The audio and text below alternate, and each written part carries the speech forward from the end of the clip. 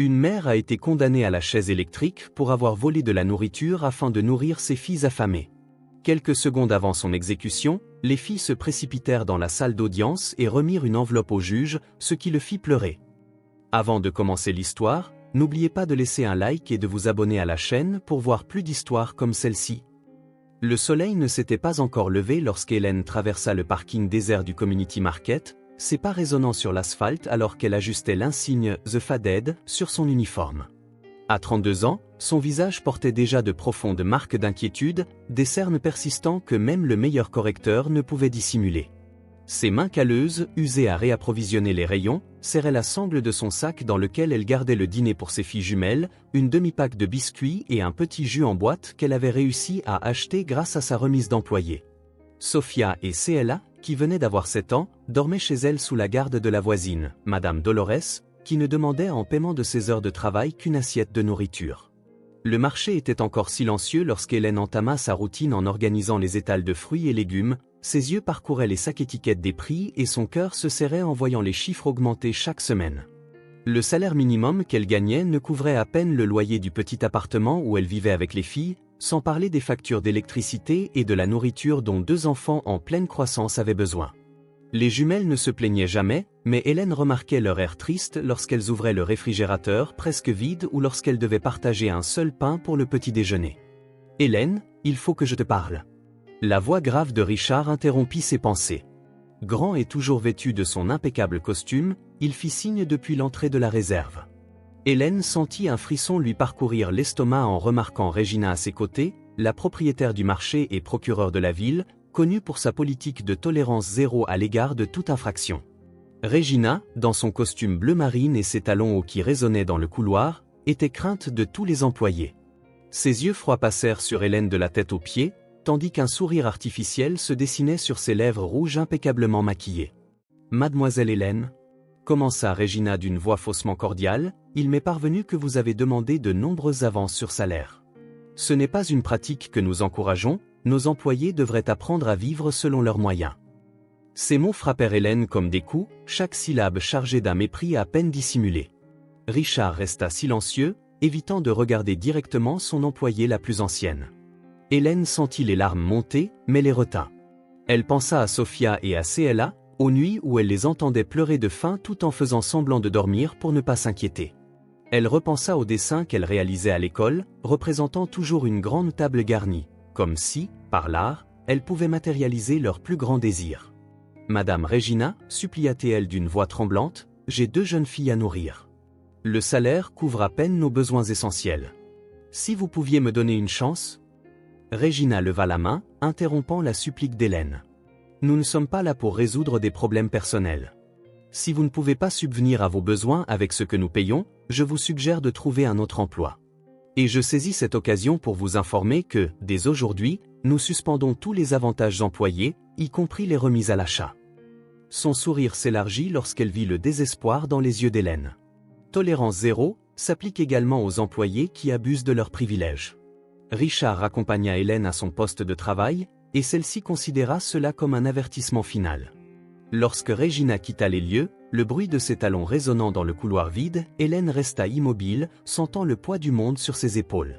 Dans son esprit, elle voyait les visages de Sophia et de CLA, si semblables aux siens, arborant des sourires courageux même lors des jours les plus difficiles.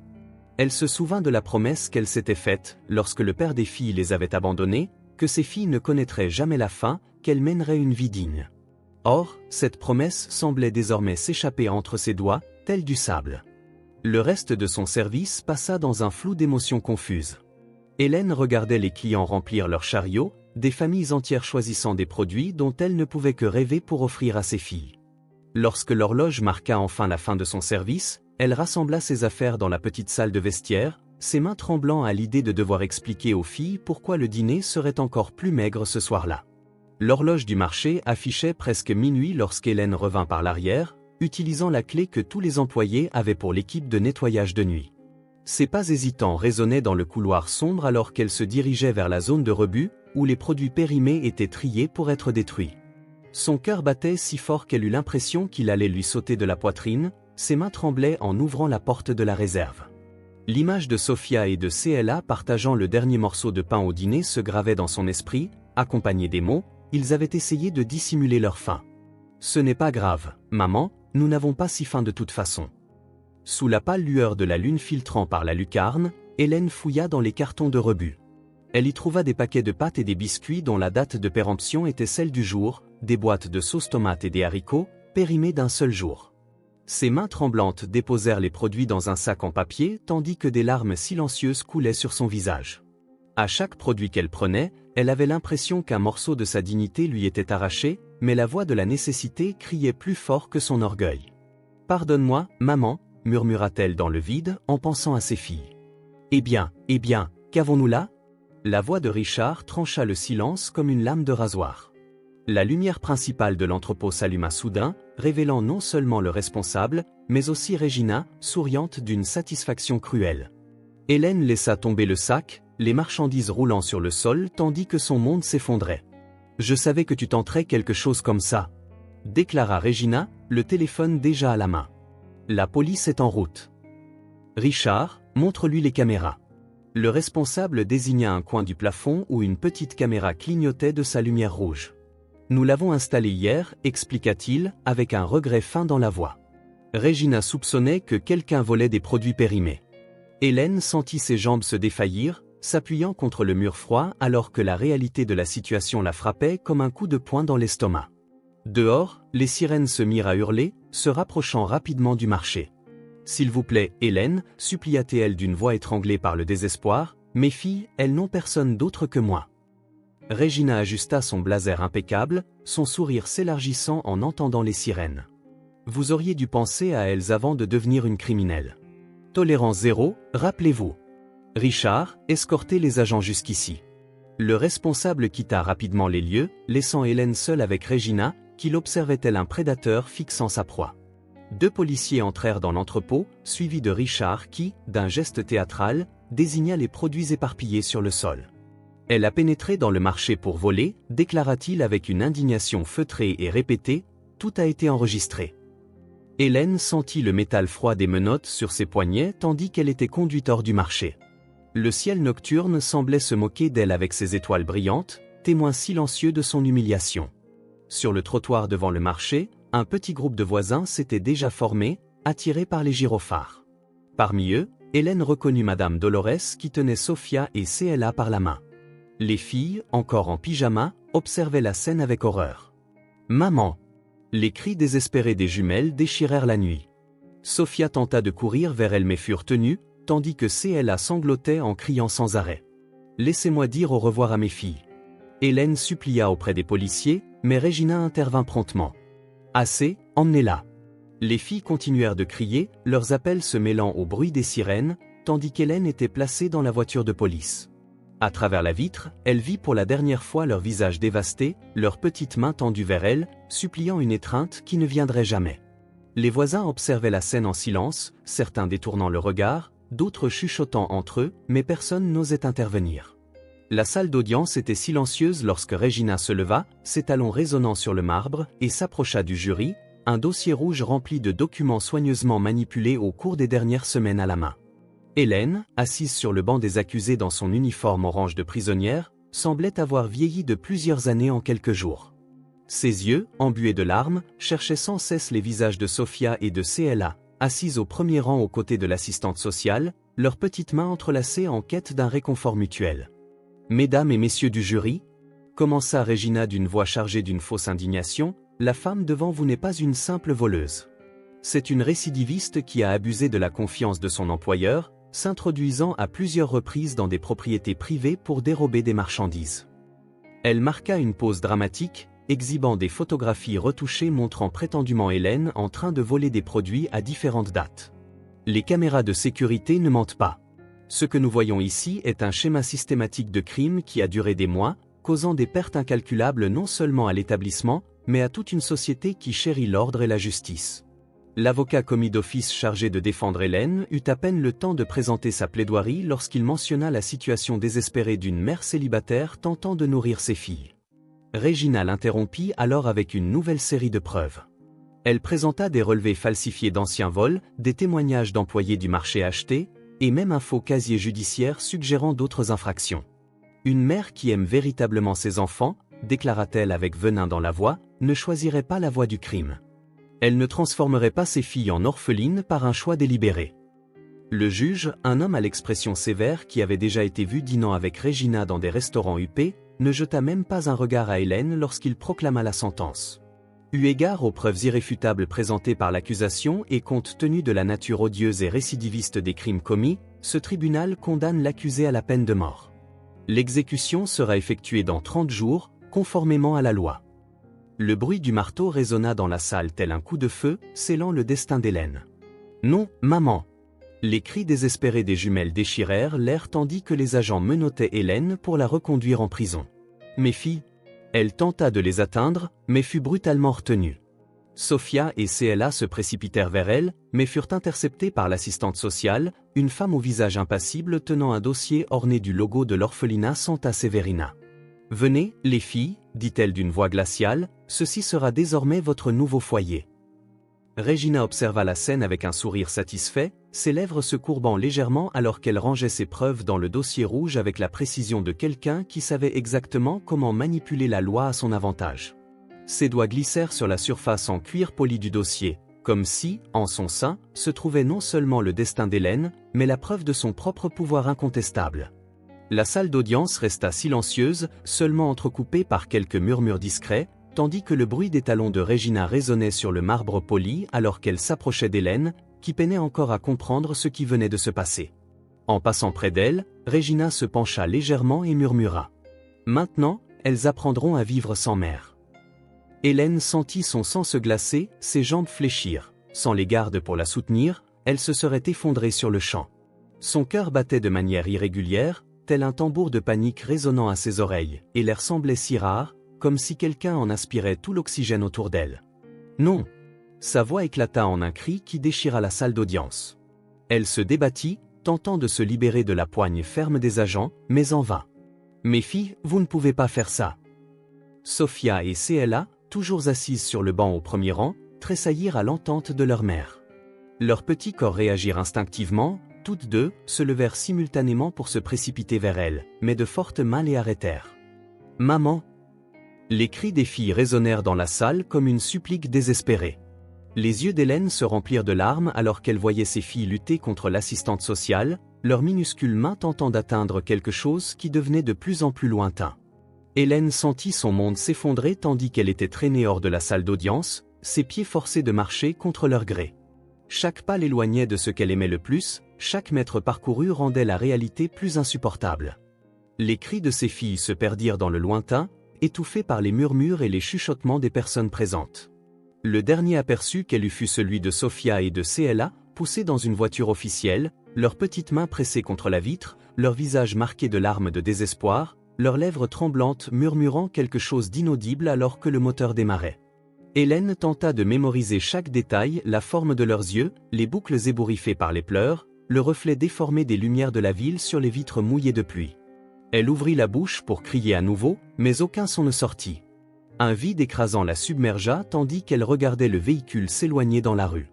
Une certitude glaçante transperça sa poitrine. Ses filles étaient emmenées dans un lieu où l'amour maternel serait remplacé par des règles rigides et des punitions sévères, un lieu où la seule chose possible était de survivre.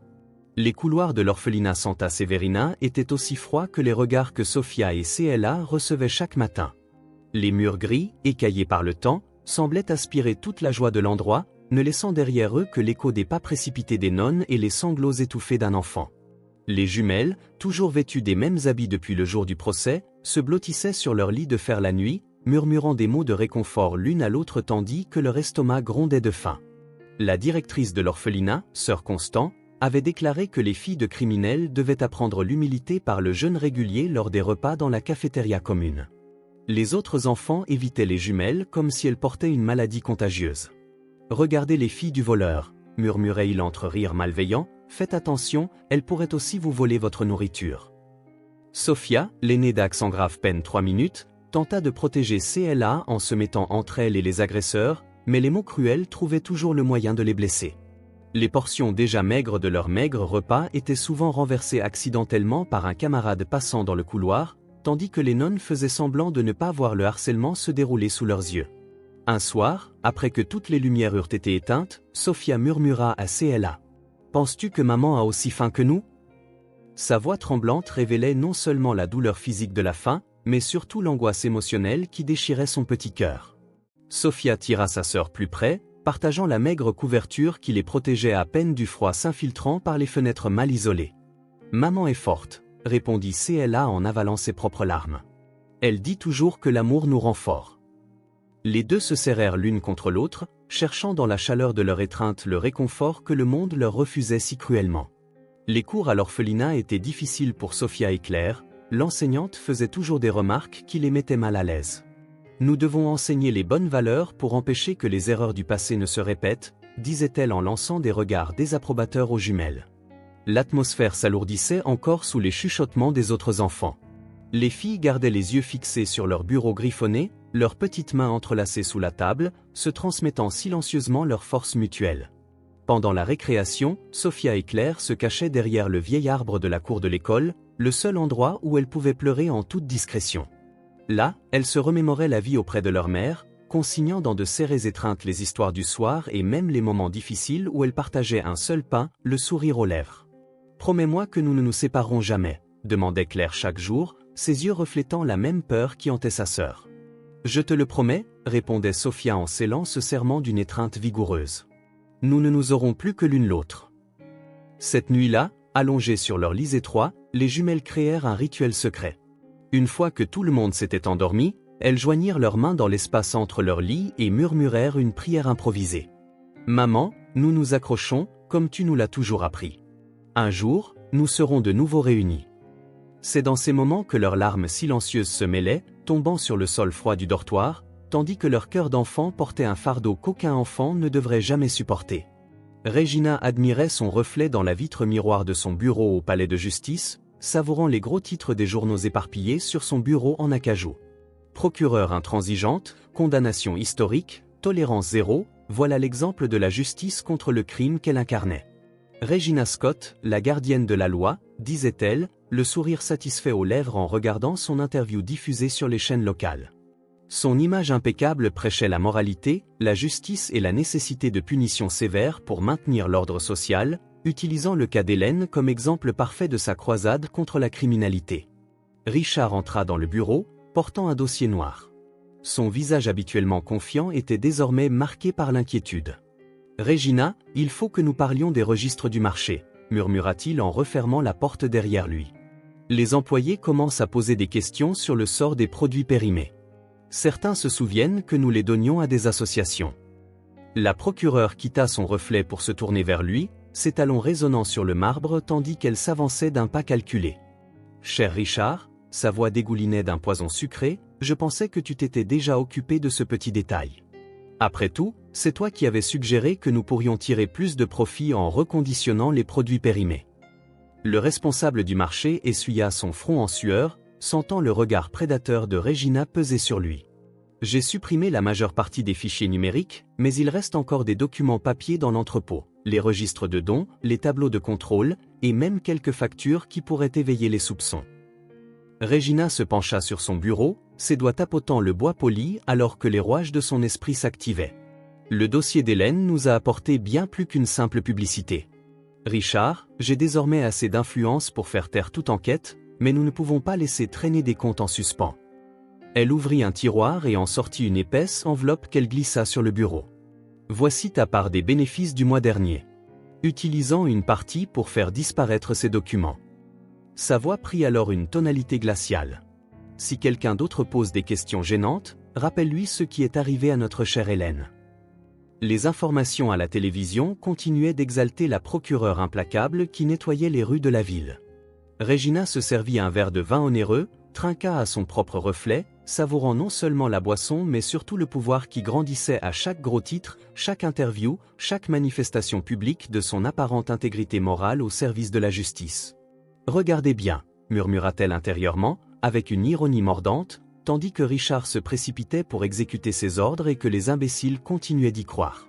Pendant ce temps, CLA se traînait dans les couloirs de l'orphelinat, exécutant sa punition du jour, en frottant le sol avec une brosse trop petite pour la tâche. Sœur Constant avait décidé que ce serait la punition appropriée après que la fillette eût osé demander une autre portion de bouillie au petit déjeuner. Ses mains étaient déjà rouges à force d'efforts répétitifs, mais elle continuait de frotter, sachant que le moindre signe de paresse entraînerait des heures supplémentaires de punition. Le couloir menant au bureau du directeur était le dernier point de sa liste de corvées, et Claire regardait avec désarroi les taches persistantes sur le sol usé. C'est alors que sa brosse heurta quelque chose partiellement dissimulé sous la grande poubelle. Vérifiant qu'elle était seule, CLA sortit délicatement l'objet. Il s'agissait d'une enveloppe marron déchirée, renfermant encore quelques feuilles chiffonnées. Ses yeux s'écarquillèrent en reconnaissant le logo du marché où travaillait sa mère, imprimé dans le coin supérieur. Les mains tremblantes, elle retira les papiers, le cœur battant la chamade tandis qu'elle tentait de comprendre les mots et les chiffres imprimés, malgré sa compréhension limitée. Quelques phrases sautèrent aux yeux: reconditionnement des produits, modification des dates de péremption, bénéfices additionnels non enregistrés. Le bruit de pas approchant fit précipitamment glisser CLA l'enveloppe et les documents dans son tablier usé.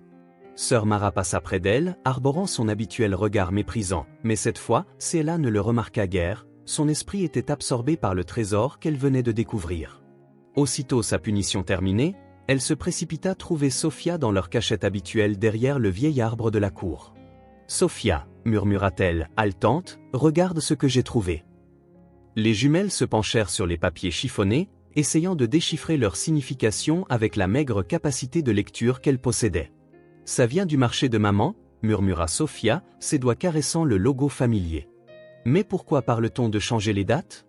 Maman disait toujours que la nourriture périmée te rendait malade. » Ses sourcils se froncèrent alors qu'une idée germait dans son jeune esprit. CLA serra la main de sa sœur, ressentant la même agitation. Et si maman n'était pas coupable ? Et si elle avait découvert quelque chose de louche au marché ? Les deux se regardèrent, une étincelle d'espoir naissant dans leurs yeux pour la première fois depuis leur arrivée à l'orphelinat. Sophia serra les documents comme s'ils étaient un morceau de sa mère, un fil ténu la reliant à la femme qui leur avait été arrachée. Ses petits doigts s'agrippaient aux feuilles chiffonnées, de peur qu'elles ne disparaissent si elle relâchait prise, même un instant. Une brise froide s'engouffrant par la fenêtre brisée fit légèrement trembler le papier, mais Sophia ne lâcha pas prise. Elle ne pouvait pas. Ce n'était pas seulement des chiffres et des mots griffonnés, c'était la trace d'une vérité que personne ne voulait entendre. La procureure Regina, parlant lentement, fronça les sourcils en essayant d'assembler les fragments épars dans son esprit. Elle savait que tous les enfants de l'orphelinat connaissaient ce nom. Regina était la femme derrière tout cela, celle que tout le monde redoutait, celle que les nonnes mentionnaient à voix basse quand elles pensaient que les enfants n'écoutaient pas. Elle prit une profonde inspiration, la tension montant dans sa poitrine. Elle possède le marché, et si elle faisait quelque chose de mal et que maman l'avait découvert ? L'idée était terrifiante, mais elle avait du sens. Pourquoi, sinon, une femme aussi puissante que Regina s'embêterait-elle à détruire la vie d'une employée humble ? Pourquoi fabriquer autant de preuves contre une mère qui ne voulait qu'alimenter ses filles ? Les réponses étaient là, juste devant elle. Même sans tout comprendre, Sophia savait que la vérité était bien plus sombre qu'elle ne l'avait imaginé. CLA regarda sa sœur, les yeux écarquillés, absorbant chaque mot. Le froid de la nuit faisait frissonner leur petit corps, mais ce n'était pas seulement le vent glacial qui s'infiltrait par les fissures du mur, c'était la peur d'avoir raison, la peur que leur vie soit encore plus embrouillée dans une toile dangereuse qu'elle ne l'avait imaginée.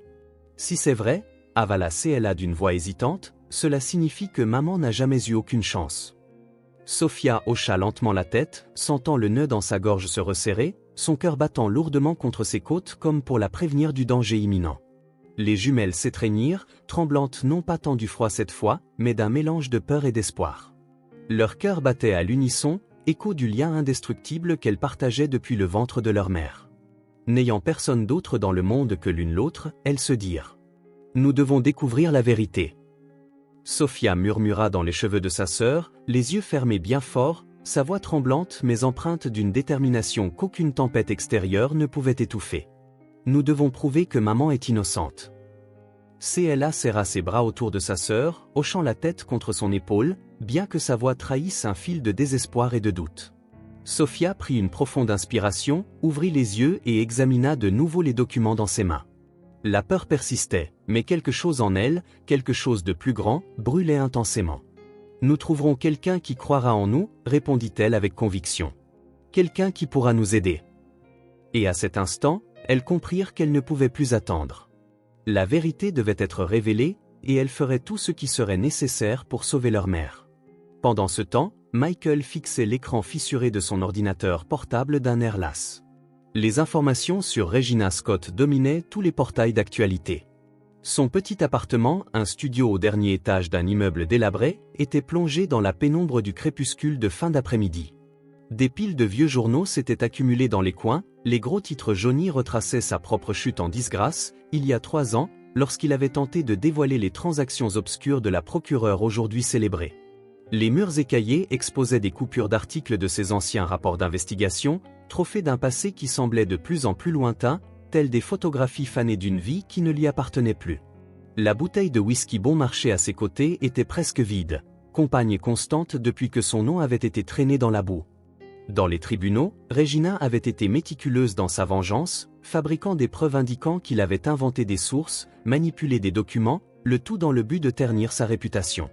Le procès en diffamation avait détruit non seulement sa carrière, mais aussi sa crédibilité, ses moyens de subsistance, sa dignité. À présent, à 42 ans, Michael survivait en rédigeant des textes publicitaires sous un pseudonyme, son talent d'investigation enfoui sous des couches d'amertume et d'incrédulité envers la justice qu'il avait jadis juré de défendre, le gardien de la loi, murmurait-il avec dédain en lisant le dernier titre de presse qui encensait Regina pour la condamnation exemplaire d'une mère célibataire.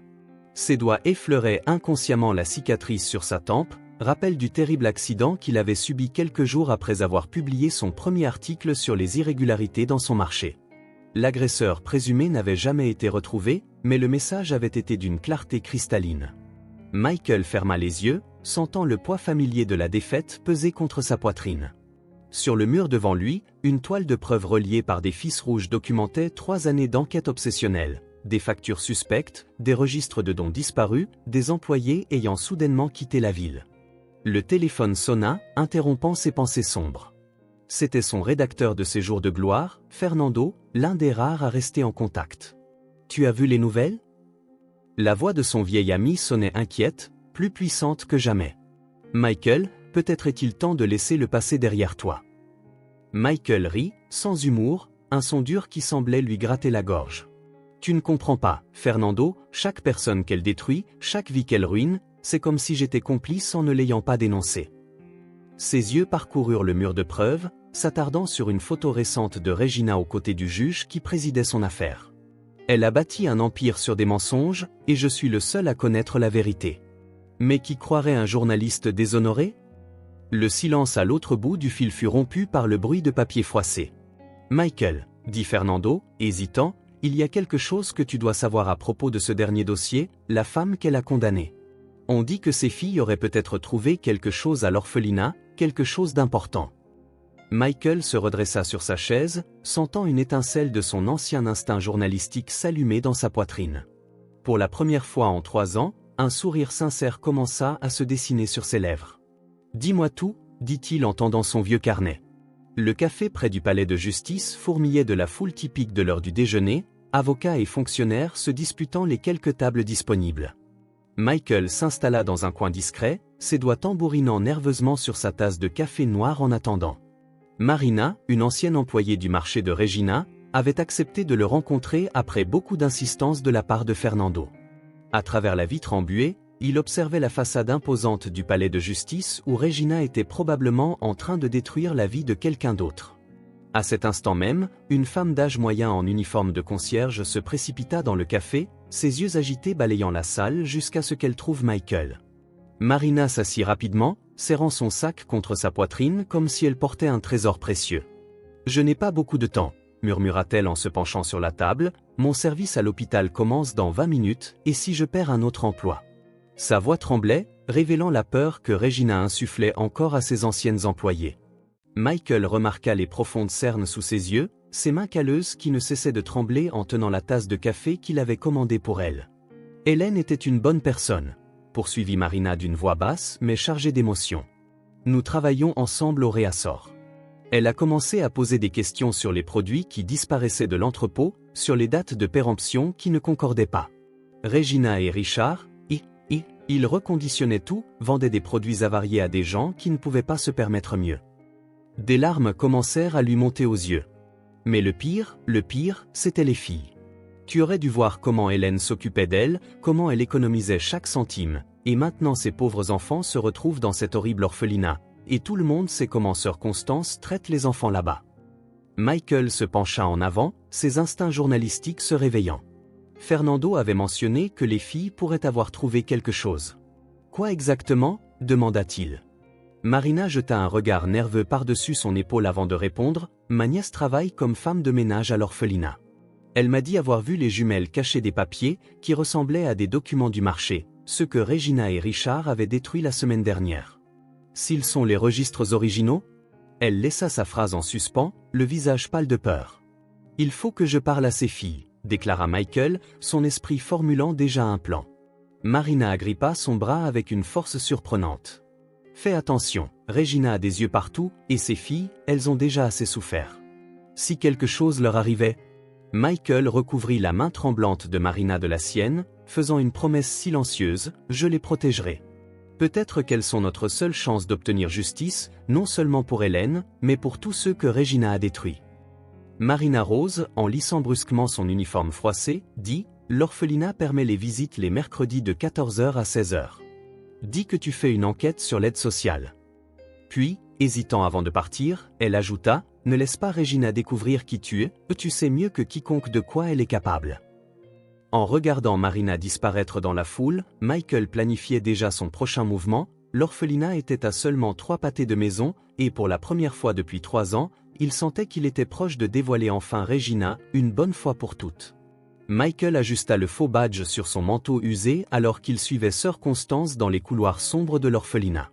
La directrice marchait devant lui d'un pas lourd, expliquant les règles de l'institution avec une fierté morbide dans la voix. « Notre discipline est stricte, Monsieur Turner, ces enfants doivent apprendre la structure et l'ordre dès leur plus jeune âge. » Son ton acerbe en évoquant les enfants faisait gronder l'estomac de Michael, mais il garda une expression professionnelle, faisant semblant de prendre des notes pour son soi-disant reportage sur l'aide sociale. La salle de visiteurs était un environnement austère, aux murs écaillés et quelques chaises en plastique disposées en désordre. À travers la fenêtre poussiéreuse, Michael observa 2 filles identiques assises seules dans la cour, leurs uniformes trop grands pour leur corps maigre, leurs visages baissés comme si elles portaient le poids du monde sur leurs petites épaules. Sophia et Claire, les filles d'Hélène. Même de loin, on pouvait percevoir le lien spécial qui les unissait, la façon dont elles restaient proches comme si elles étaient la seule source de réconfort l'une pour l'autre dans cet endroit désolé. Ce sont les jumelles dont je t'ai parlé, commenta sœur Constance avec dédain. Les filles de la criminelle, récemment dans les nouvelles, des cas comme ceux-ci sont particulièrement difficiles, ils nécessitent une attention supplémentaire. Le regard cruel dans ses yeux en disait long sur ce que signifiait cette attention supplémentaire. Michael sentit ses mains picoter de colère, mais il conserva son attitude professionnelle. Puis-je leur parler ? Ce serait intéressant d'avoir le point de vue des enfants pour le reportage. La directrice hésita un instant, mais la mention d'une publicité gratuite pour l'orphelinat la convainquit. Sophia et Claire entrèrent dans la salle de visiteurs comme de petits fantômes, leurs pas hésitants, leurs yeux apeurés examinant chaque recoin avant de s'asseoir. Michael nota les signes subtils de négligence. Les cheveux mal coupés, les taches de saleté sur leurs uniformes, leurs bras maigres laissant présager une mauvaise alimentation, mais il y avait quelque chose de plus en elle, une étincelle de détermination que même cet endroit n'avait pas réussi à éteindre. « Bonjour », dit-il doucement en s'asseyant par terre pour être à leur hauteur. « Je m'appelle Michael, j'écris un article sur des enfants courageux comme vous. » Les filles échangèrent un regard chargé de sens, une communication silencieuse dont seules les jumelles semblaient capables de partager. C'était comme si, en quelques secondes, elles évaluaient si elles pouvaient faire confiance à cet homme devant elles.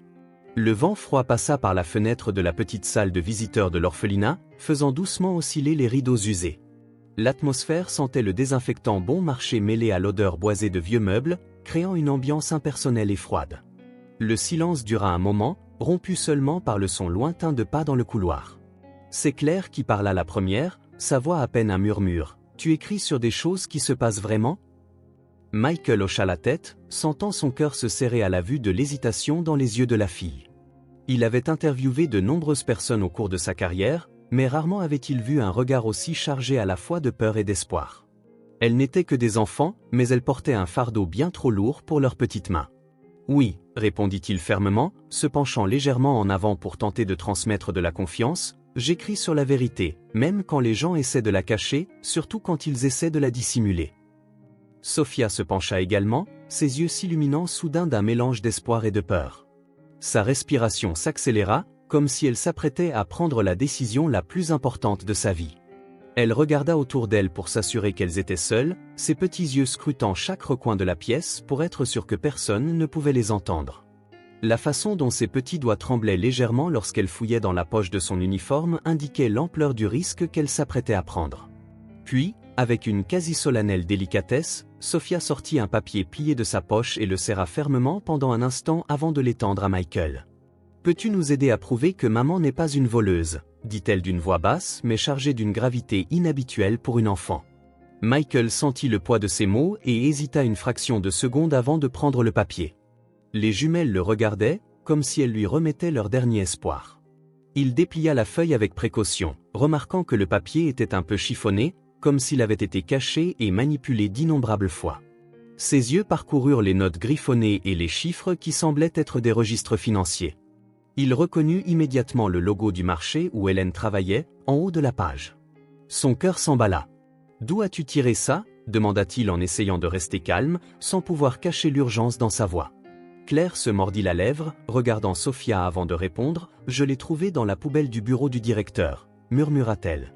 C'était une grosse enveloppe contenant d'autres papiers, mais quand j'ai réalisé que cela pouvait être important, j'ai caché celui-ci dans ma poche avant qu'il ne revienne. Michael prit une profonde inspiration, ses instincts journalistiques hurlant qu'il tenait la pièce manquante pour exposer Regina. « Tu as bien fait », dit-il en pliant soigneusement le papier et en le rangeant dans la poche intérieure de son manteau. Puis, il les regarda directement et ajouta « Je te promets que je prouverai que ta mère est innocente. » Le bureau de Regina était silencieux, hormis le bruit frénétique de ses doigts sur le clavier de l'ordinateur. L'écran projetait une lumière bleutée sur son visage tendu alors qu'elle fouillait dossier après dossier dans le système judiciaire. Une sensation de froid se répandait dans sa poitrine à chaque fichier. Les registres originaux de l'affaire d'Hélène, y compris les preuves falsifiées et les témoignages manipulés, avaient tout simplement disparu du serveur. Ses mains commencèrent à trembler lorsqu'elle réalisa que les sauvegardes avaient également été supprimées, comme si quelqu'un avait délibérément effacé toutes les traces numériques de sa conspiration. Richard, sa voix tranchait le silence comme un rasoir alors qu'elle pressait l'interphone. Quelques secondes plus tard, le responsable du marché se précipita dans son bureau, des gouttes de sueur se formant déjà sur son front en remarquant l'expression furieuse de Regina. « Tu t'es assuré que tous les documents physiques ont été détruits ?» Elle se leva lentement de sa chaise en cuir, ses talons résonnant sur le sol de marbre alors qu'elle contourait le bureau tel un prédateur se refermant sur sa proie. Parce que je viens de découvrir que quelqu'un avait accès aux fichiers numériques de l'affaire, et curieusement, ce sont exactement les mêmes documents que tu étais censé avoir éliminés la semaine dernière, balbutia Richard en se tortillant nerveusement les mains. J'ai tout brûlé moi-même, Regina. Mais il hésita. Regina se rendit immédiatement compte qu'il y avait encore quelque chose. Elle s'avança vers lui avec des pas calculés, son parfum coûteux se mêlant à une aura de menace. Mais Richard avala difficilement avant de continuer. Certains papiers ont peut-être été perdus pendant le processus, le vent était fort ce jour-là, et quand j'étais à l'entrepôt. Regina l'interrompit d'une gifle violente sur la table, le faisant sursauter. Espèce d'imbécile incompétent, sais-tu combien de temps il m'a fallu pour construire cette affaire, pour fabriquer chaque preuve, pour acheter chaque témoin ? Elle retourna rapidement à son ordinateur et ouvrit le dossier d'Hélène. Si l'un de ces documents originaux est retrouvé, tout s'effondrera, non seulement mon dossier, mais tous ceux que j'ai montés au fil des ans. Ses yeux se rétrécirent alors qu'une idée commençait à se former. Nous devons éliminer toute possibilité que ces preuves voient le jour, et il n'y a qu'un seul moyen infaillible de le faire. Regina prit le téléphone et composa le numéro du juge qui lui devait plusieurs faveurs. « Dr Morrison, ici Regina Scott. J'ai besoin d'un service urgent. »« Oui, à propos de l'affaire Hélène Carter ?» Richard observa en silence pendant que Regina manipulait le système en sa faveur une fois de plus, sa voix féroce distillant du venin tandis qu'elle inventait des raisons pour accélérer l'exécution. « Je comprends les procédures normales, Dr Morrison, mais pense aux implications. Un criminel condamné, avec un passé de cambriolage, ayant accès au temps et aux ressources pour potentiellement nuire à notre société. » « Oui, exactement, le public doit voir que notre justice est efficace, dit-elle avec un sourire qui n'atteignait pas ses yeux, tout en écoutant la réponse du juge, 21h demain, conclut-il. Après avoir raccroché, Regina se tourna vers Richard, qui tremblait toujours près de la porte. L'exécution a été avancée à demain. Nous ne pouvons prendre le risque que quelqu'un découvre quelque chose qui pourrait interférer avec la sentence. Elle se mit à organiser les papiers sur son bureau, le visage impassible d'une efficacité cruelle. Maintenant, je veux que tu ailles à l'orphelinat et que tu découvres si ces gamines, ces jumelles, ont quelque chose qu'elles ne devraient pas avoir. Utilise tous les moyens nécessaires, mais sois discret. Nous ne pouvons plus avoir d'accident. Richard acquiesça rapidement, pressé de quitter le bureau, mais Regina l'arrêta d'un dernier commandement, « Et Richard, si tu échoues cette fois, je te garantis que ta famille découvrira cet argent que tu as détourné de l'église. Je suis sûr que ta femme serait fascinée d'apprendre comment tu as réellement payé les frais de scolarité de ta maîtresse. » Michael retrouva les jumelles dans leur cachette habituelle, derrière le vieil arbre de la cour, où les ombres des feuilles dessinaient des motifs dansants sur le sol compacté. Il s'approcha lentement, comme on s'approche d'animaux effrayés, et s'assit sur l'herbe à une distance respectueuse. Sophia et Claire le regardaient avec un mélange d'espoir et de méfiance, leur petit corps tendu, prêt à fuir au moindre signe de menace. Le journaliste sortit de sa poche un paquet de biscuits qu'il avait acheté en chemin, l'offrant en signe de paix. « Je me suis dit que vous aviez peut-être faim, » dit-il doucement, remarquant comment les yeux des filles s'écarquillaient à la vue de la nourriture. « Notre mère partageait toujours son goûter avec nous, » murmura Claire en acceptant un biscuit de main tremblante, même lorsqu'elle avait peu, elle en faisait un festin. Sophia hocha la tête, des larmes scintillant dans ses yeux alors qu'elle mordait dans son propre biscuit. Michael sentit son cœur se serrer en voyant combien les filles mangeaient lentement, savourant chaque miette comme s'il s'agissait de leur dernier repas. « Ta mère semble être une personne très spéciale, » commenta-t-il, gardant une voix douce et intéressée. « Voudriez-vous m'en dire plus à son sujet ?» Les jumelles échangèrent un regard, cette communication silencieuse que seules les sœurs jumelles semblent partager, avant que Sophia ne prenne son courage à deux mains pour parler. « Maman travaillait très dur au marché, » commença-t-elle, ses petites mains se tordant sur ses genoux. Parfois, quand elle pensait que nous dormions, nous l'entendions pleurer parce qu'elle n'avait pas assez d'argent pour acheter de la nourriture, mais le matin, elle souriait toujours en disant que tout irait bien. Claire reprit l'histoire de sa sœur comme si elle partageait non seulement leur apparence, mais aussi leurs pensées. Un jour, elle a commencé à poser des questions sur la nourriture qui disparaissait de la réserve. Nous l'avons entendu parler à tante Marina des choses mauvaises qui se passaient là-bas. Michael se pencha légèrement, ses instincts de journaliste lui signalant qu'il touchait à quelque chose d'important. Sophia regarda nerveusement autour d'elle avant de se pencher vers Michael, sa voix se baissant en un chuchotement, « Nous avons trouvé des papiers. » Elle expliqua, ses petites mains fouillant dans la poche cachée qu'elle avait cousue dans son uniforme. « Claire, je les ai trouvés dans la poubelle du bureau de sœur Constance. » Elle retira soigneusement une enveloppe marron déchirée, ses doigts tremblants la tenant. Elle porte le même logo que celui du marché où maman travaillait. Michael prit l'enveloppe, le cœur battant à tout rompre, reconnaissant immédiatement le logo qu'il avait déjà examiné des années auparavant. À l'intérieur, il trouva des documents qui firent froid dans son sang, des tableaux de contrôle des stocks détaillés qui montraient clairement le système de fraude, les produits proches de leur date d'expiration étaient signalés comme étant jetés, mais reconditionnés avec de nouvelles dates et revendus, des factures en double indiquaient le détournement de nourriture qui aurait dû être donné à des associations caritatives. Sur l'une des feuilles, il trouva même une note interne signée par Regina ordonnant explicitement de modifier les dates d'expiration pour maximiser les profits. C'était la preuve qu'il recherchait depuis 3 ans, le chaînon manquant pour exposer toute l'opération criminelle. « Sais-tu ce que sont ces documents ?» demanda Michael doucement, observant les expressions sérieuses sur les visages des filles. Claire hocha la tête, le surprenant par sa perspicacité. Leurs papiers montrent que Madame Regina et Monsieur Richard faisaient de mauvaises choses avec la nourriture. Maman a découvert, n'est-ce pas? C'est pour ça qu'ils l'ont arrêté. Sophia serra la main de sa sœur fermement, complétant le raisonnement. Nous ne pouvons pas encore très bien les lire, mais nous reconnaissons les chiffres. Ce sont les mêmes que maman écrivait dans son petit carnet quand elle a commencé à soupçonner quelque chose. Michael rangea soigneusement les documents, son esprit traitant déjà les implications de cette découverte. 2 enfants de 7 ans, sans le savoir, étaient parvenus à obtenir des preuves qui pouvaient non seulement sauver leur mère, mais aussi faire tomber l'empire de corruption de Regina. « Vous êtes toutes les 2 très courageuses, » leur dit-il sincèrement, voyant comment les yeux des filles brillaient de reconnaissance. Et c'était vraiment très intelligent de conserver ses papiers, c'était la bonne chose à faire. Sophia et Claire sourirent pour la première fois depuis qu'ils les avaient rencontrés, un sourire porteur de tout l'espoir de pouvoir à nouveau étreindre leur mère. L'appartement de Michael s'était transformé en un labyrinthe de papiers et de documents.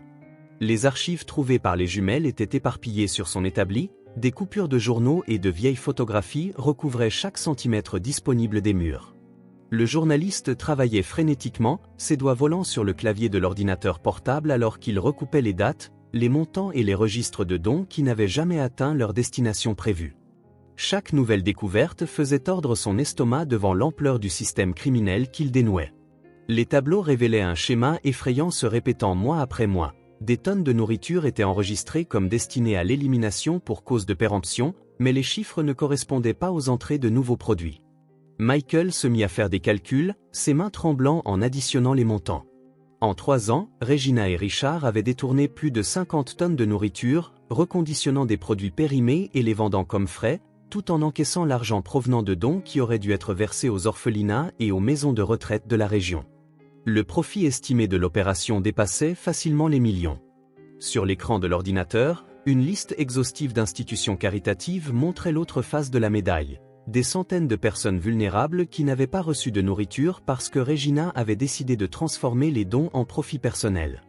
Michael pensa à Helen, une employée honnête qui avait probablement découvert une partie de ce système et qui devait donc être réduite au silence.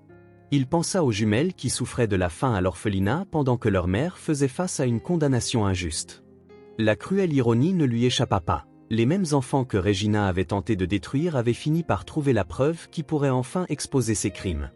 Ces anciennes notes prenaient un nouveau sens désormais, des dossiers archivés d'intoxications alimentaires jamais correctement enquêtés, des employés qui avaient démissionné soudainement, des inspecteurs de santé transférés après avoir tenté de mener des inspections surprises au marché. Tout était relié dans une toile de corruption et d'intimidation, avec Regina au centre, manipulant le système judiciaire pour protéger ses affaires douteuses.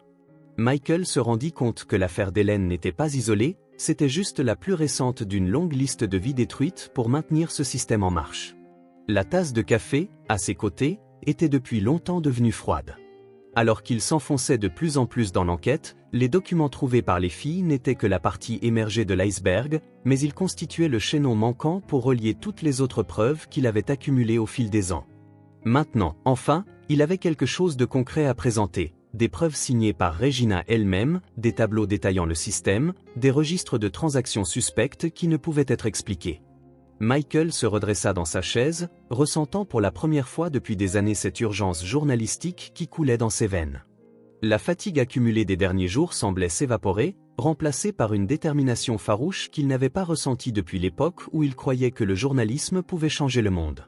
La pièce autour de lui, autrefois un espace désorganisé de coupures de journaux jaunis et de notes éparses, ressemblait désormais à un champ de bataille sur le point de s'activer. Chaque fil rouge reliant les preuves sur son mur était un chemin à suivre, chaque nom noté était une pièce clé attendant d'être assemblée. Il parcourut le tableau devant lui, relisant les noms et les stratagèmes détaillés. Les liens entre Regina et les détournements du marché étaient flagrants, mais il restait encore des lacunes, des trous à combler avant de révéler tout cela au grand jour. Il ne suffisait pas d'avoir les documents, il lui fallait plus, il devait suivre l'argent, retrouver les employés réduits au silence, découvrir où étaient stockés les produits reconditionnés. S'il parvenait à localiser les entrepôts clandestins, il disposerait de preuves matérielles qu'aucune manœuvre judiciaire de Regina ne pourrait dissimuler. Cette pensée le fit serrer les poings. Combien de personnes étaient tombées malades, voire mortes, après avoir consommé ces aliments périmés ? Combien d'enfants, de personnes âgées et de familles vulnérables avaient été trompés par un système corrompu? L'injustice bouillonnait en lui comme de la lave sur le point d'exploser. Regina n'était pas seulement une criminelle, elle était un cancer dans le système, une manipulatrice impitoyable qui utilisait la loi comme une arme pour éliminer quiconque menaçait sa position. Mais maintenant, Michael avait quelque chose qu'elle n'aurait jamais pu prévoir, la vérité et le courage de 2 petits témoins qui n'avaient rien à perdre. Le téléphone vibra sur son bureau, le ramenant au présent. C'était un message de Marina, les jumelles sont saines et sauves, mais elles ont peur, le temps presse. Michael, que faisons-nous maintenant ? Il ferma les yeux un instant, sentant le poids de la responsabilité sur ses épaules. Les filles avaient risqué tout pour conserver ces preuves, pour défier un système qui voulait les réduire au silence et les rendre invisibles. Il ne pouvait pas échouer. Prenant une profonde inspiration, il attrapa son manteau et ses clés. Son regard se posa sur une vieille photographie de son premier grand scoop journalistique, un rappel qu'il avait déjà affronté l'adversité, mais jamais quelque chose d'une telle ampleur. Cette bataille n'était pas seulement contre Regina, c'était contre tout un système qui permettait à des personnes comme elle de prospérer en toute impunité. En regardant la fresque de preuves qu'il avait constituée, Michael prit sa décision, assez d'hésitation, assez de capitulation cette fois, murmura-t-il pour lui-même en ajustant le col de son manteau alors qu'il se dirigeait vers la porte. Regina, tu ne t'en sortiras pas. Je vais exposer chaque crime, chaque mensonge, chaque vie que tu as détruite. Il s'arrêta, regarda la photo des jumelles que Marina lui avait envoyée, et ajouta, et cette fois, j'ai 2 petits témoins qui n'ont pas peur de toi.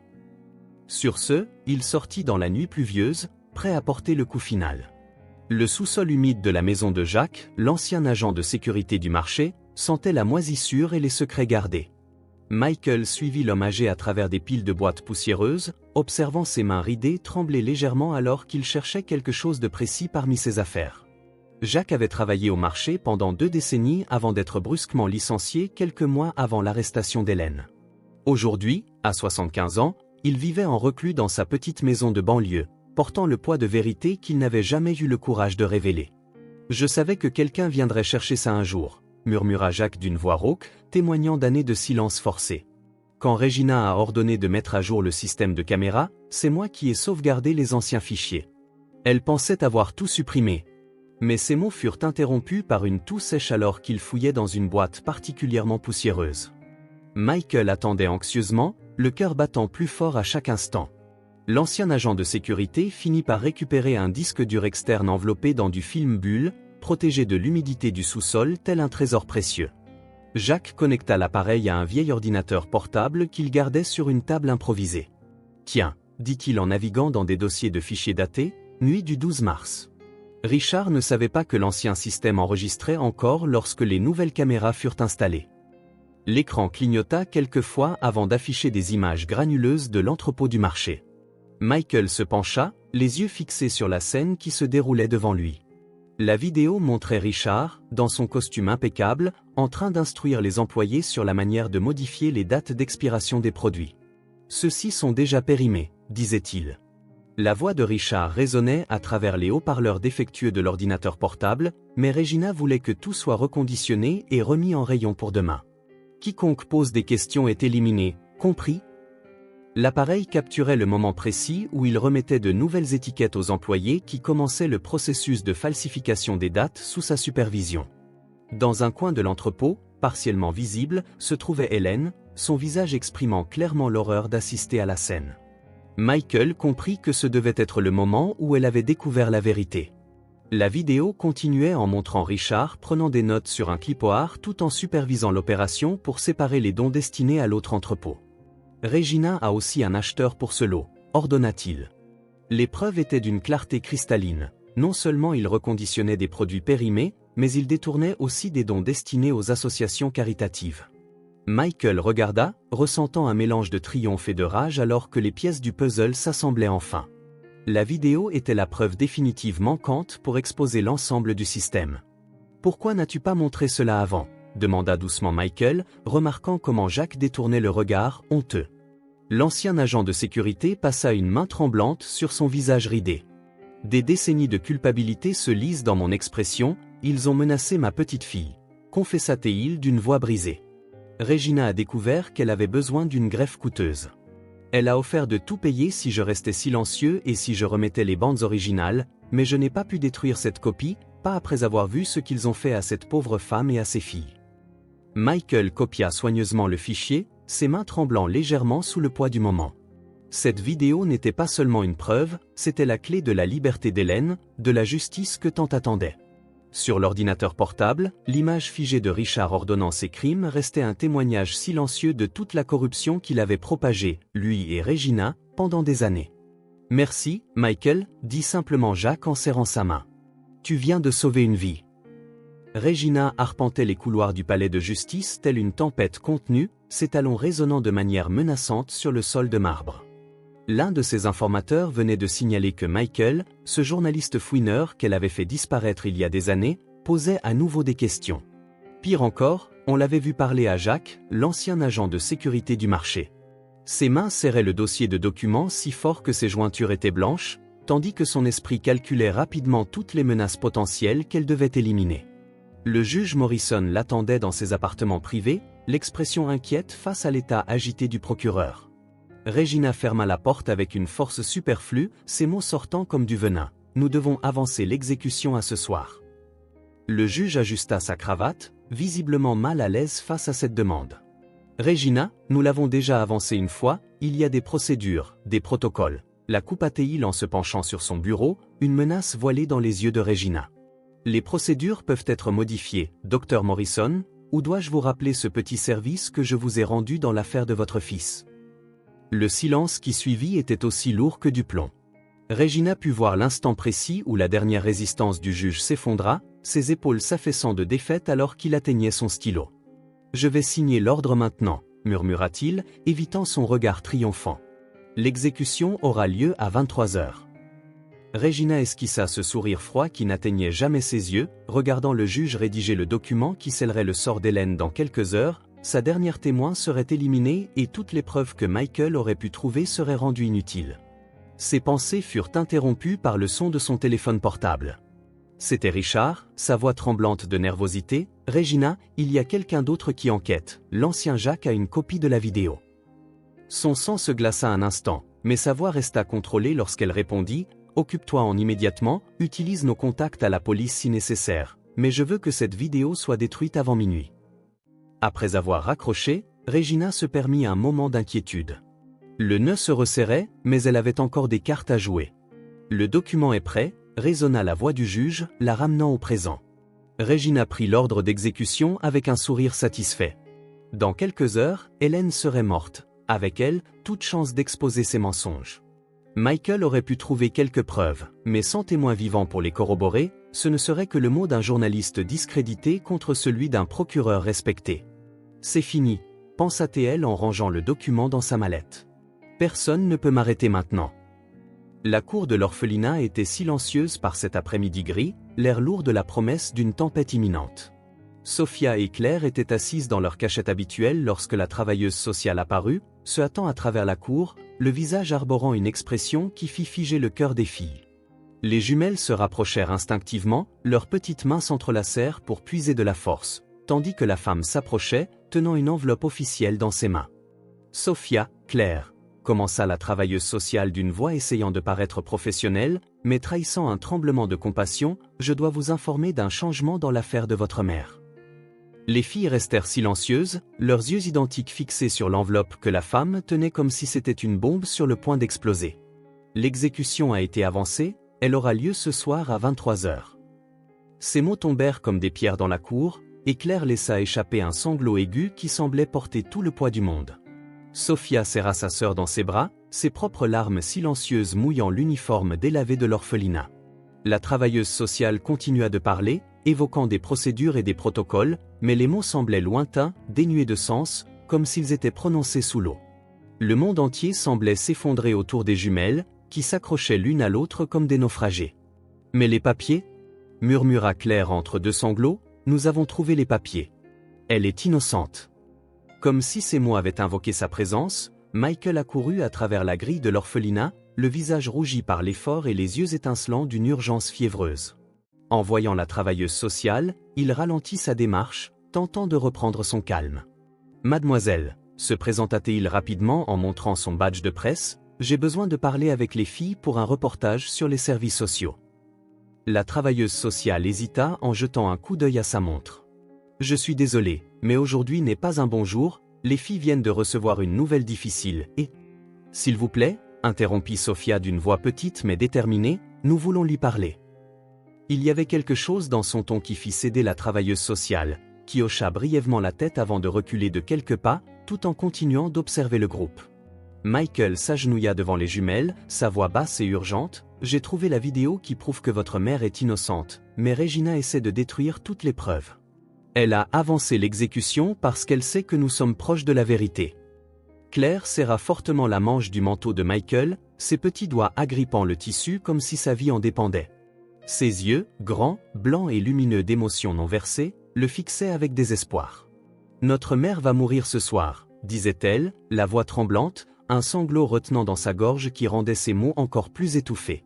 Sophia, à côté de sa sœur, ne prononçait rien, mais son regard restait fixé sur Michael, comme pour tenter de déchiffrer s'il était vraiment leur dernier espoir ou simplement un autre adulte incapable de tenir ses promesses. La fine pluie qui tombait rendait l'instant encore plus lourd, des gouttes traînant le long des cheveux des jumelles et détrempant leurs vêtements déjà usés de l'orphelinat. Elles étaient là, devant lui, tels deux enfants luttant contre un destin qu'elles n'auraient jamais dû supporter. Michael observa les visages des jumelles, marqués par la peur et la détermination, et prit une décision qui allait changer le destin de tous. Son esprit tournoyait en 1000 directions, évaluant chaque possibilité, chaque risque. S'ils essayaient d'entrer par la porte principale, ils se feraient arrêter. S'ils attendaient un mandat officiel, il serait déjà trop tard. Il savait qu'il n'y avait qu'une seule chance d'éviter cette erreur fatale. « Non, elle ne le fera pas », déclara-t-il fermement, sa voix forte et inébranlable. Son cœur battait la chamade, mais il ne pouvait laisser la jeune fille percevoir sa propre peur. « Nous devons pénétrer dans le palais de justice. » CLA cligna rapidement des yeux, comme pour s'assurer qu'elle avait bien entendu. Sophia serra le bras de sa sœur, tentant de contenir l'euphorie et la peur qui se mêlaient en elle. « Mais comment ?» demanda-t-elle, la voix ne retenant qu'un fil d'espoir mêlé de doute. La procureure Regina déclara « Personne ne peut entrer ». Michael jeta un regard vers Marina, qui se tenait également là, haletante, encore en train de digérer tout ce qui se passait.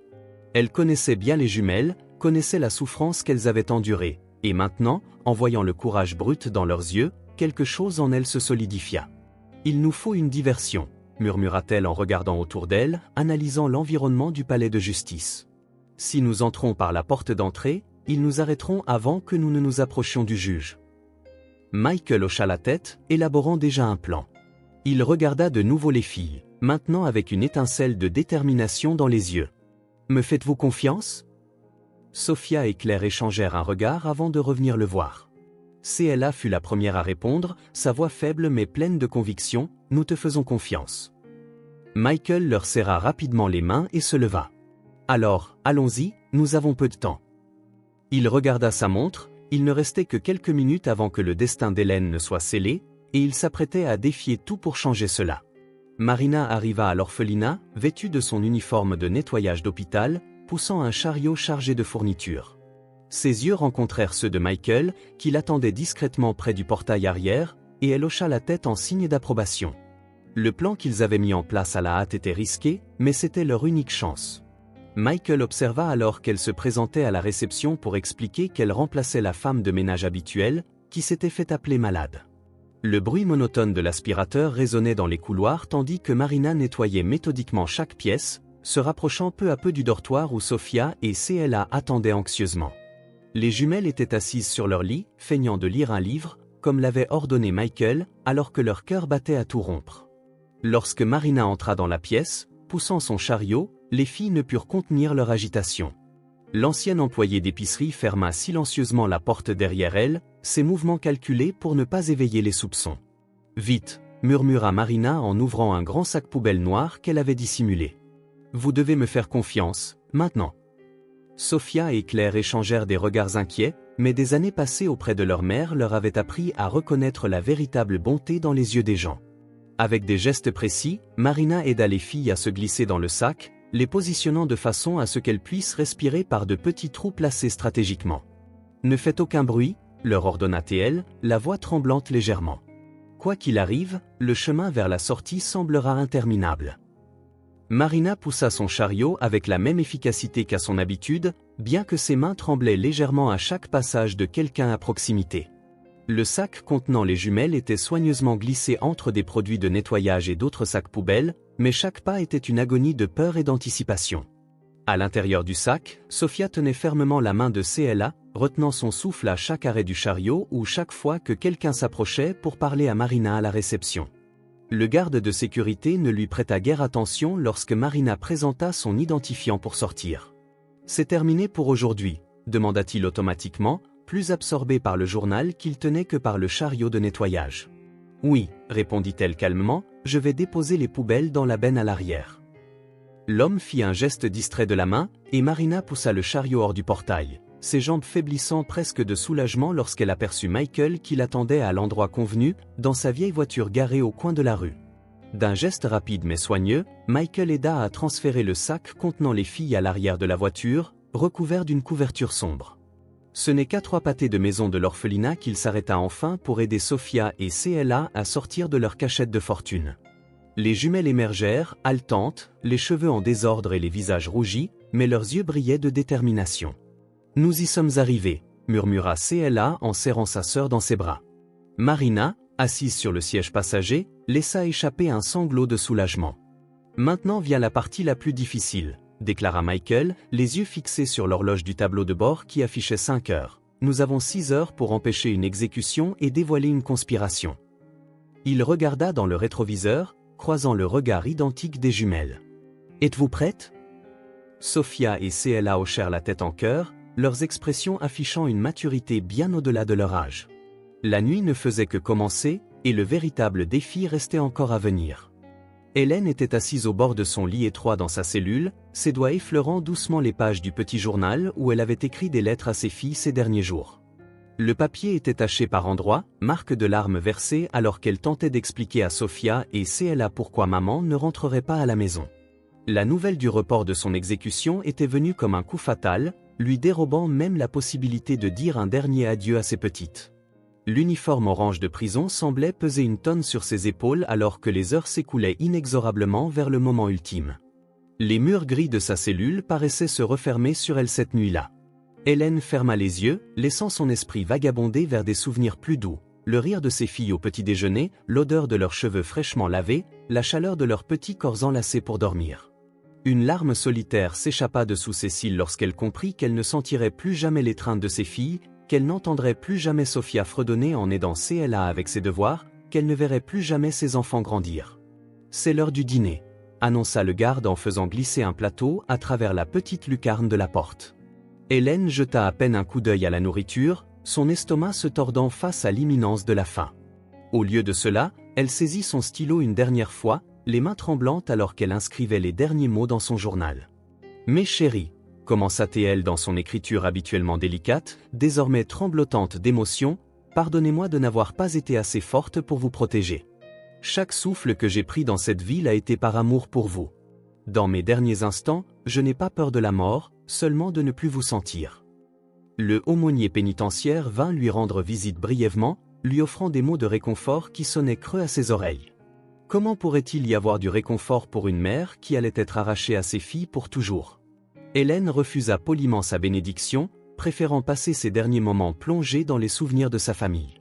Dans son esprit, elle voyait CLA et Sophia courir dans le parc, leur rire résonnant comme des cloches, leurs petites mains lui faisant signe. « S'il vous plaît », murmura-t-elle dans le vide de sa cellule, « que quelqu'un prenne soin d'elles, que quelqu'un les protège quand je ne serai plus là. » Le bruit de pas dans le couloir la ramena brutalement à la réalité, il ne restait plus que quelques heures maintenant.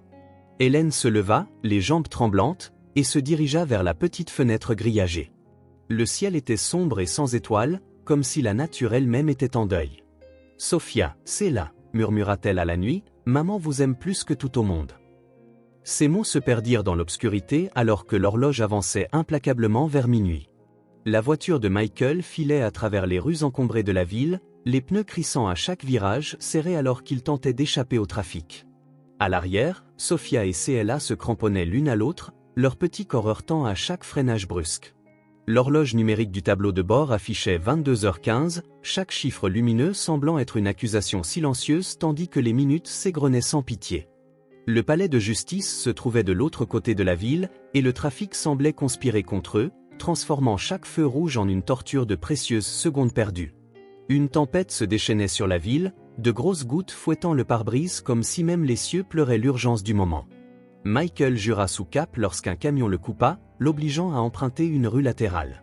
Les réverbères projetaient des ombres fantomatiques à travers le verre mouillé, et les essuie-glaces s'activaient frénétiquement pour maintenir une visibilité minimale. Marina, sur le siège passager, serrait le dossier contenant les preuves destinées à sauver Hélène, les yeux rivés sur l'horloge qui marquait cruellement le passage du temps. « Pourquoi cela prend-il autant de temps » demanda CLA d'une voix tremblante, son petit visage pressé contre la vitre, comme si elle pouvait forcer la voiture à aller plus vite. Sophia serra encore plus fort la main de sa sœur, ressentant le poids des minutes qui s'égrenaient. Michael prit un virage serré, ignorant le klaxon indigné d'un autre conducteur. Le palais de justice est juste après l'avenue principale, expliqua-t-il, ses jointures blanchissant en serrant le volant. Mais avec ce trafic et la pluie, sa voix faiblit alors qu'un autre feu rouge se profilait, formant une file de voitures apparemment interminable. Sophia laissa échapper un sanglot d'angoisse en voyant l'horloge marquée 22h45. Les preuves qu'il transportait, la vidéo de Richard, les documents trouvés à l'orphelinat, les témoignages recueillis, seraient toutes inutiles s'il n'arrivait pas à temps. La pluie tombait maintenant avec une force renouvelée, transformant les rues en rivières et ralentissant davantage le trafic. Michael martela le volant de frustration lorsqu'une autre voiture le coupa, l'obligeant à freiner brusquement. Marina agrippa le tableau de bord, son visage pâle reflétant la peur qu'ils ressentaient tous. « Il nous faut un miracle », murmura-t-elle, sa voix presque noyée par le vacarme de la tempête et des klaxons. Le pare-brise était violemment battu par la pluie, et les essuie-glaces peinaient à maintenir une visibilité suffisante. Des éclairs zébraient le ciel, projetant des ombres inquiétantes sur les rues inondées. Chaque phare semblait projeter une menace dans cette nuit tumultueuse, chaque freinage brusque annonçant une catastrophe imminente. Michael jeta un coup d'œil dans le rétroviseur et vit les visages angoissés des jumelles, si semblables à celui d'Hélène, leurs petits corps tendus, leurs mains entrelacées comme pour ne pas se perdre. Le regard de Sophia était fixé sur la route, comme si elle cherchait à voir au-delà de la pluie, au-delà des ténèbres, au-delà de l'incertitude. CLA se mordit la lèvre, sa poitrine se soulevant et s'abaissant trop rapidement, comme si elle retenait son souffle, partageant l'espoir qu'elle avait placé en Michael.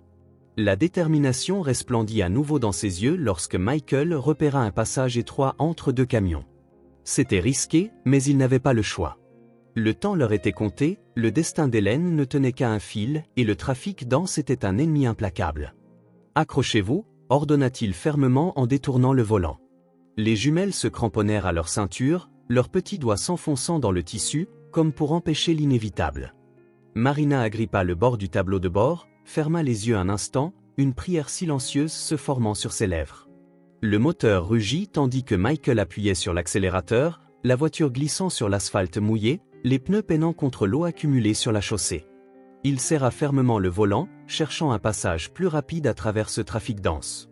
Un camion bloquait partiellement la voie, mais il parvint à trouver un espace sûr. Le son des klaxons résonnait autour de lui, augmentant la tension, mais sa seule préoccupation était d'atteindre le palais de justice à temps. La voiture glissa entre les camions et émergea de l'autre côté sur une avenue presque déserte.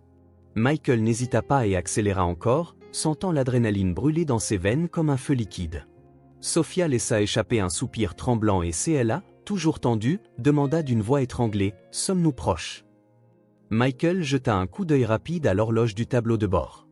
Il ne reste que 15 minutes pour atteindre le palais de justice, 15 minutes pour éviter une erreur irréversible. Nous y arrivons, assura-t-il, même si la peur semblait contredire ses paroles.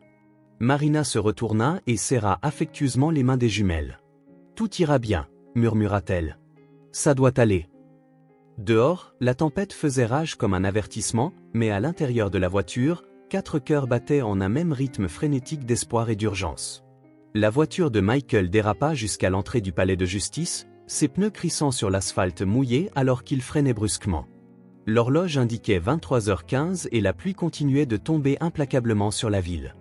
Les marches de marbre de l'imposant bâtiment scintillaient sous les réverbères, transformant chaque marche en un piège glissant. Sophia et Claire sautèrent pratiquement du siège arrière, avant même que la voiture ne s'arrête complètement, leurs petites jambes courant, insouciantes de la tempête qui trempait leurs uniformes d'orphelinat. Michael et Marina les suivirent de près, portant les dossiers contenant les preuves, soigneusement protégés sous leurs manteaux. À quelques mètres de l'entrée, 2 gardes de sécurité corpulents bloquaient le passage, leurs visages sévères et impassibles lorsqu'ils virent les enfants trempés approcher. « Le palais de justice est fermé aux visiteurs », déclara automatiquement l'un d'eux d'une voix grave, s'élevant au-dessus du bruit de la pluie. Seul le personnel autorisé peut entrer après les heures de bureau. L'autre garde fit un pas en avant, ses mains se déplaçant déjà pour barrer la route au groupe désespéré. « S'il vous plaît », tenta de plaider Michael en exhibant son badge de journaliste, « nous avons des preuves cruciales concernant l'affaire Hélène Carter. » L'exécution doit être suspendue. Les gardes échangèrent un regard las, habitués aux tentatives de dernière minute visant à contrecarrer les ordres expéditifs de la procureure Regina Scott. Le premier garde répliqua mécaniquement « Personne n'entre sans autorisation ». À travers les portes vitrées du bâtiment, on voyait des gens se presser dans les couloirs, se préparant pour ce qui n'était, à leurs yeux, qu'une exécution de routine. Sophia tenta de se faufiler en courant sous les bras des gardes, mais fut rapidement retenue. Claire se précipita aussitôt pour aider sa sœur. Leurs voix se mêlèrent en un chœur de supplications désespérées, « Notre mère est innocente ». Les jumelles crièrent, leurs mots résonnant dans l'entrée déserte du palais de justice. « Laissez-nous entrer, nous avons des preuves ». Marina tenta d'intervenir en expliquant qu'elles étaient les filles de la condamnée, mais les gardes restèrent inflexibles. L'un d'eux alla même jusqu'à faire un geste pour appeler des renforts à la radio, craignant que la situation ne dégénère. À travers les portes vitrées, Michael aperçut le juge Morrison traversant le hall principal, portant un dossier qui contenait probablement les documents finaux nécessaires à l'autorisation de l'exécution. Le désespoir s'empara de lui en voyant le magistrat s'engager dans l'ascenseur, vraisemblablement en route vers la salle d'exécution. Les minutes s'égrenaient rapidement et chaque seconde perdue à discuter avec les gardes les rapprochait un peu plus de la mort d'Hélène. Sophia et Claire virent aussi le juge, et leurs cris devinrent encore plus enguissés, « Nous avons des preuves, notre mère est innocente ». Les voix des jumelles fendirent la nuit telles des éclairs, chargées de tout le désespoir et de l'amour que leurs petites âmes pouvaient rassembler. L'écho de leurs cris se répercuta sur les murs de marbre du palais de justice, traversant les portes closes et attirant l'attention de tous ceux qui circulaient dans le hall.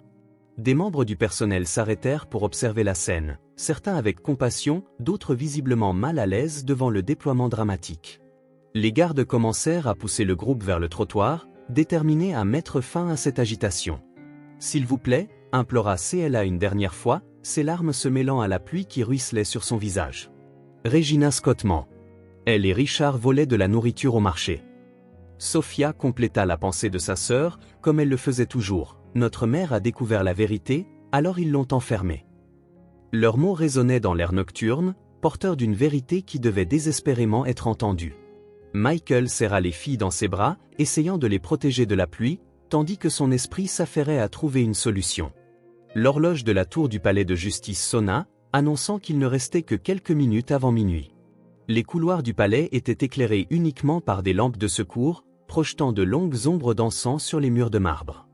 Michael, trempé jusqu'aux os, tenta d'argumenter auprès d'un employé de réception d'âge moyen, occupé à organiser des documents derrière le comptoir, tandis que les jumelles, en uniforme d'orphelinat trempé, se tenaient à ses côtés, frissonnantes. Marina gardait les yeux fixés sur l'horloge murale qui marquait implacablement le passage des minutes. L'employé, dont le badge l'identifiait comme Robert, secoua la tête en consultant une liste sur son ordinateur. « Je suis désolé », répéta-t-il pour la troisième fois, son ton révélant un conflit interne entre compassion et devoir, car la procureure Regina Scott avait donné des ordres stricts. Personne ne pouvait interférer avec le processus d'exécution en aucune circonstance. Il menaçait de licencier tout employé désobéissant. Ses mains tremblaient légèrement alors qu'il organisait les papiers, évitant de croiser le regard des enfants.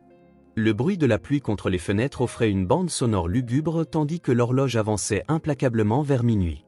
Sophia s'approcha du comptoir, se hissant sur la pointe des pieds pour être vue. « S'il vous plaît, monsieur », dit-elle d'une voix minuscule, empreinte d'une maturité née de la douleur, « notre mère va mourir pour quelque chose qu'elle n'a pas fait. » C'est Regina qui volait au marché. CLA rejoignit sa sœur, leurs yeux identiques brillant de larmes non versées. « Nous avons des preuves ici », déclara-t-elle en désignant le dossier que Michael tenait. « S'il vous plaît, vous devez le remettre au juge. » Robert jeta un regard nerveux autour de lui, comme s'il craignait que les murs aient des oreilles, avant de se pencher sur le comptoir et de murmurer « Regina a des caméras partout, elle surveille tout. » C'est à cet instant qu'un officier de police, qui se tenait près de la machine à café en observant discrètement la scène, s'approcha du groupe. Son uniforme indiquait qu'il faisait partie des responsables de la sécurité du palais, et son expression sérieuse fit craindre à Michael qu'ils ne soient tous arrêtés pour trouble à l'ordre. Cependant, lorsque l'officier prit la parole, sa voix portait une note de détermination inattendue.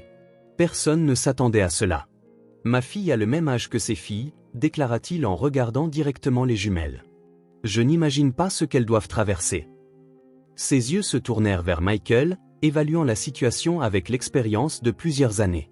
« Quelle preuve avez-vous » demanda-t-il. Michael ouvrit rapidement le dossier, exhibant la vidéo de Richard ainsi que les documents trouvés par les filles.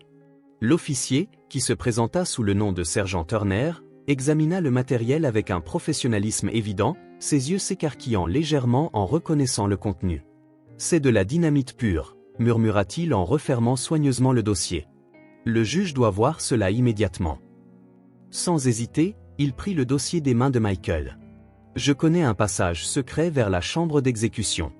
Regina n'a pas de caméra là-bas, dit-il. » Robert, l'employé, tenta de protester, mais le sergent Turner le fit taire d'un regard. « Certaines choses sont plus importantes que des ordres, Robert, tu le sais. » D'un geste rapide et précis, l'officier glissa le dossier dans son uniforme. « Restez ici, ordonna-t-il d'une voix ferme mais douce. Si cela s'avère vrai, vous venez de sauver une vie. » Avant que quiconque ne puisse réagir, il se mit à courir dans le couloir en direction d'une porte de service, ses pas résonnant sur les murs vides du palais de justice. Sophia et Claire s'enlacèrent, leurs petites mains entrelacées en une prière silencieuse, tandis que Michael et Marina regardaient l'officier disparaître dans le corridor faiblement éclairé. Robert, l'employé, poussa un soupir tremblant avant de murmurer « Dieu nous aide si Regina découvre cela ». Le juge Morrison était assis dans son bureau, les documents finaux de l'exécution étalés sur son bureau en acajou, lorsqu'en un instant le sergent Turner fit irruption, haletant et déterminé. Le magistrat leva les yeux, surpris par cette interruption, tandis que l'officier déposait un dossier trempé sur les papiers qu'il s'apprêtait à signer. « Votre honneur, » dit Turner, reprenant son souffle, « vous devez voir cela avant d'autoriser l'exécution. » L'horloge sur le mur indiquait 23h40, chaque tic-tac, résonnant comme un tambour funèbre dans le silence de la pièce. Avec des doigts experts, le juge commença à examiner les documents, ses sourcils se soulevant progressivement en absorbant le contenu explosif des preuves. La vidéo qui se diffusait sur son ordinateur montrait clairement Richard ordonnant le reconditionnement de produits périmés, tandis que la voix de Regina se faisait entendre en arrière-plan, donnant des instructions précises pour mener à bien le stratagème. Les dossiers trouvés par les filles complétaient le puzzle, révélant des années de fraude systématique et de détournement de dons. Le visage du magistrat pâlit visiblement lorsqu'il reconnut sa propre signature sur certains des documents que Regina avait trafiqués. La porte de la chambre fut brutalement ouverte et Regina fit irruption, telle une tempête humaine, ses talons martelant le parquet. « Qu'est-ce que vous pensez faire » siffla-t-elle au sergent Turner avant de se tourner vers le juge avec un sourire forcé. « Votre honneur, nous ne pouvons pas laisser des preuves non vérifiées retarder la justice. Vous avez vous-même signé l'ordre d'exécution. » Sa voix vacilla légèrement lorsqu'elle remarqua que la vidéo continuait de jouer sur l'écran de l'ordinateur. « Ceci est manifestement une falsification, une tentative désespérée de faire taire le juge, » tonna le juge en se levant de sa chaise, son autorité imposant le silence dans la salle. « Ces documents révèlent un schéma de corruption qui s'étend depuis des années, et cette vidéo. » Il marqua une pause, observant Regina d'un regard qui commençait à percer, au fil des années, ses manipulations. « Comment expliquez-vous votre propre voix ordonnant le reconditionnement de produits périmés ?» Regina tenta de répliquer, mais le juge l'interrompit de nouveau. Les filles de la condamnée avaient découvert une partie de ses preuves. 2 enfants de 7 ans avaient réussi, ce que, apparemment, aucun adulte n'avait osé faire, à exposer la vérité. « Ces gosses devraient rester à l'orphelinat », renacla Regina, perdant complètement son sang-froid. Ses yeux, jadis froids et calculateurs, tremblaient maintenant d'une fureur contenue, ses mains se serrant en poing sur la table. Comment osait-elle interférer ?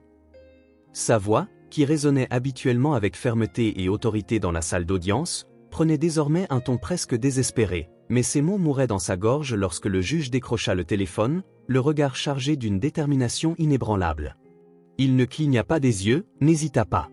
La tension dans la salle était si dense qu'elle semblait étouffée. Sa voix fendit l'air comme une lame tranchante, chaque syllabe résonnant avec un point impossible à ignorer. « Sergent Turner, faites venir les filles ici. Je veux les entendre personnellement devant la cour. Et faites venir la presse également. Le public doit connaître le véritable visage de notre système judiciaire. » Il fit une pause, lançant un regard glacial à Regina avant de conclure d'une voix nette, « Gardien de la loi. » Le silence qui suivit fut dévastateur. Regina resta immobile, mais quelque chose dans son expression changea pour la première fois. son masque de confiance absolue semblait se fissurer comme du verre brisé, sur le point de se désagréger. Elle ouvrit la bouche pour rétorquer, mais aucun mot ne sortit. Il n'y avait plus d'arguments, plus de chantage pour la sauver désormais. Le sergent Turner hocha la tête et quitta rapidement la pièce, ses pas résonnant dans le couloir alors qu'il disparaissait par la porte.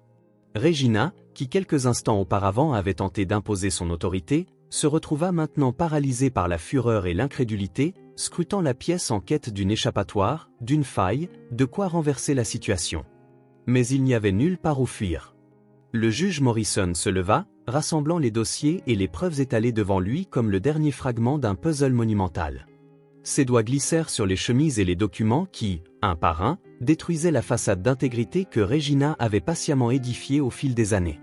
Lorsqu'il prit enfin la parole, sa voix portait un poids presque prophétique. « 1020 ans », déclara-t-il solennellement, l'intonation forte et définitive, « je n'ai jamais vu une corruption déguisée en justice, je n'ai jamais vu une perversion du système que nous avons juré de protéger. Ceci n'est pas une simple mascarade juridique, c'est un crime contre l'essence même de la loi, et aujourd'hui, ici, devant cette cour, nous allons entendre la vérité de ceux qui ont été réduits au silence trop longtemps. » Il parcourut la salle du regard journaliste, personnel de la cour, avocats, policiers, tous restés immobiles, absorbant la gravité du moment. Aucun d'eux n'avait jamais vu un juge adopter une telle position, défiant directement l'une des figures les plus puissantes du système. L'air semblait vibrer d'une tension invisible, une attente fébrile de ce qui allait suivre. « Faites venir les filles, » répéta-t-il, sans hésitation. « Je veux entendre chaque mot qu'elles ont à dire. » Pour la première fois, Regina sentit la peur. La salle d'audience principale était bondée malgré l'heure tardive. Journalistes, curieux et spectateurs occupaient les bancs de bois, murmurant et spéculant en continu. Sophia et CLA, toujours dans leurs uniformes d'orphelinat trempés, paraissaient minuscules devant l'imposant pupitre où le juge Morrison présidait cette session extraordinaire. Les jumelles se cramponnaient l'une à l'autre, cherchant du courage dans le seul appui qui leur restait depuis l'arrestation de leur mère. Un silence pesant s'installa dans la salle tandis que la voix du juge tonnait pour faire taire tout murmure. « Sophia et CLA Carter, vous êtes ici pour raconter à la cour comment vous avez trouvé des preuves importantes. N'ayez pas peur, dites simplement la vérité. » CLA fut la première à parler, sa voix minuscule mais étonnamment ferme résonnant à travers le micro. « Je nettoyais le couloir de l'orphelinat en punition. » commença-t-elle, les mains tremblantes. La directrice nous attribuait toujours des tâches difficiles parce que nous étions ses filles, car on croyait que notre mère était une voleuse. Mais j'ai trouvé une enveloppe sous la poubelle avec le dessin du marché où maman travaillait. Sophia serra la main de sa sœur pour lui donner la force de continuer. Il y avait des papiers à l'intérieur, avec des chiffres et des dates. Même si je ne savais pas très bien lire, nous avons reconnu les numéros que maman écrivait dans son petit carnet lorsqu'elle a commencé à soupçonner quelque chose au marché. Puis Sophia prit la parole, sa voix portant la même détermination qu'elle avait héritée de leur mère. Maman disait toujours qu'il fallait être honnête, même quand on avait peu. Elle se mettait à pleurer en voyant de la nourriture être jetée au marché alors que des gens avaient faim. Un jour, elle a entendu M. Richard parler de modifier les dates d'expiration des vieux produits. Elle a commencé à tout noter, mais ensuite les larmes ont commencé à couler sur son visage. Sa voix ne vacilla pas malgré les sanglots, puis elles ajoutèrent. Ils l'ont accusé de vol et l'ont arrêté. Le juge Morrison fit un geste et un grand écran descendit derrière lui. Nous allons maintenant visionner la vidéo trouvée dans les dossiers de l'ancien agent de sécurité du marché, annonça-t-il. La salle tomba dans un silence de mort tandis que les images commençaient à défiler.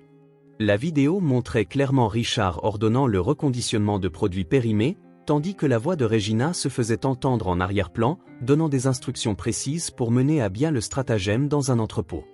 Dans un coin, Hélène apparaissait, son visage traduisant l'instant précis où elle découvrit la vérité sur ses employeurs.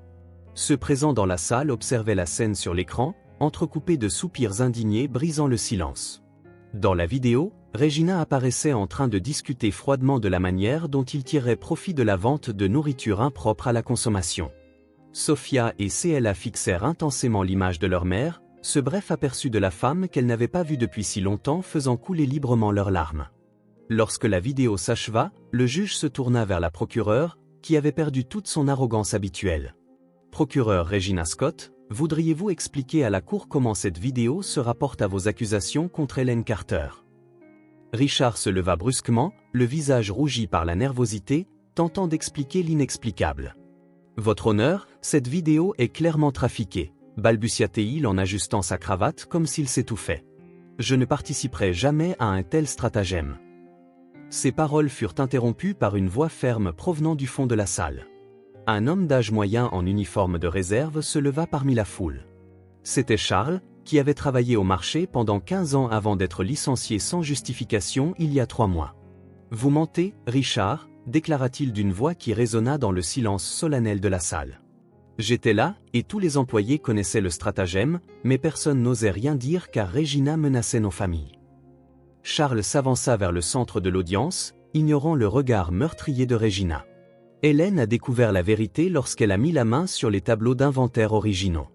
Regina et Richard ne se contentaient pas de reconditionner des produits périmés, ils détournaient aussi des dons destinés à des œuvres de charité.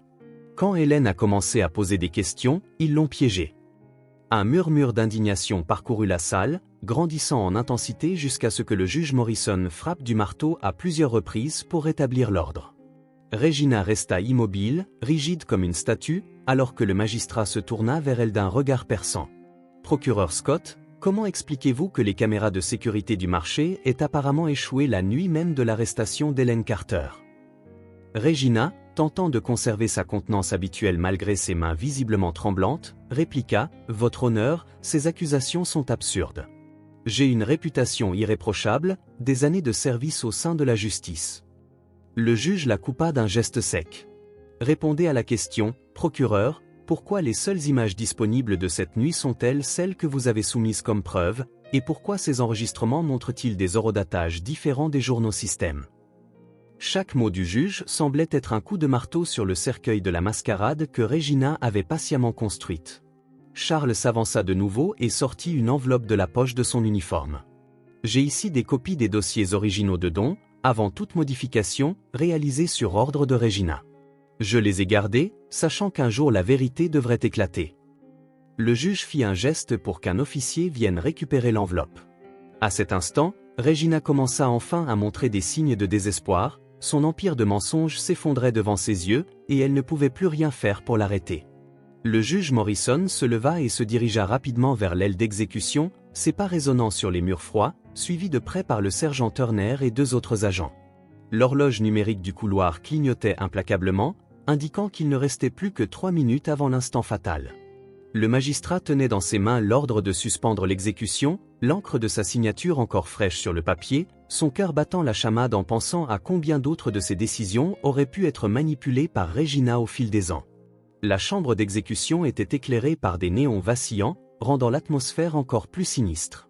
Hélène était déjà installée dans le fauteuil électrique, ses mains tremblantes alors qu'un technicien procédait aux préparatifs finaux, ses yeux rouges de larmes s'écarquillant de surprise lorsque le juge fit irruption dans la salle, brandissant le document tel un étendard de salut. « Arrêtez tout », tonna-t-il, faisant se figer chacun dans la pièce. « L'exécution est suspendue par ordre du tribunal. » Le technicien, dont le doigt reposait déjà sur le bouton fatal, sembla hésiter un instant terrifiant. « Maintenant, libérez Hélène », ordonna le sergent Turner d'une voix chargée de toute son autorité. L'agent recula aussitôt, et les officiers se précipitèrent pour libérer Hélène, qui semblait incapable de comprendre ce brusque revirement de son destin. « Vos filles, » expliqua doucement le juge en s'approchant d'elle, « elles ont trouvé les preuves qui exposent l'intégralité de la conspiration. Regina et Richard ont été démasqués. » Hélène se couvrit le visage de ses mains, sanglotant de soulagement tandis que son corps tremblait sous l'émotion, les agents l'aidant à se relever. C'est à cet instant que Regina apparut dans l'encadrement de la porte, son visage se tordant en un masque de fureur et de désespoir. « Votre honneur, » dit-elle d'une voix mielleuse, celle qui avait trompé tant de monde pendant si longtemps, nous ne pouvons permettre que le système judiciaire soit discrédité de cette manière. Pensez à l'impact que cela aurait sur toutes les affaires que nous avons poursuivies ensemble, sur tout ce que nous avons bâti. Elle fit un pas en avant, ses yeux étincelants d'une intensité fiévreuse. Il est encore temps de maintenir l'ordre, de préserver la crédibilité du tribunal. Personne d'autre ne doit connaître la vérité. Le juge Morrison fixa Regina d'un regard mêlé de dégoût et de pitié, réalisant pour la première fois l'ampleur de sa manipulation.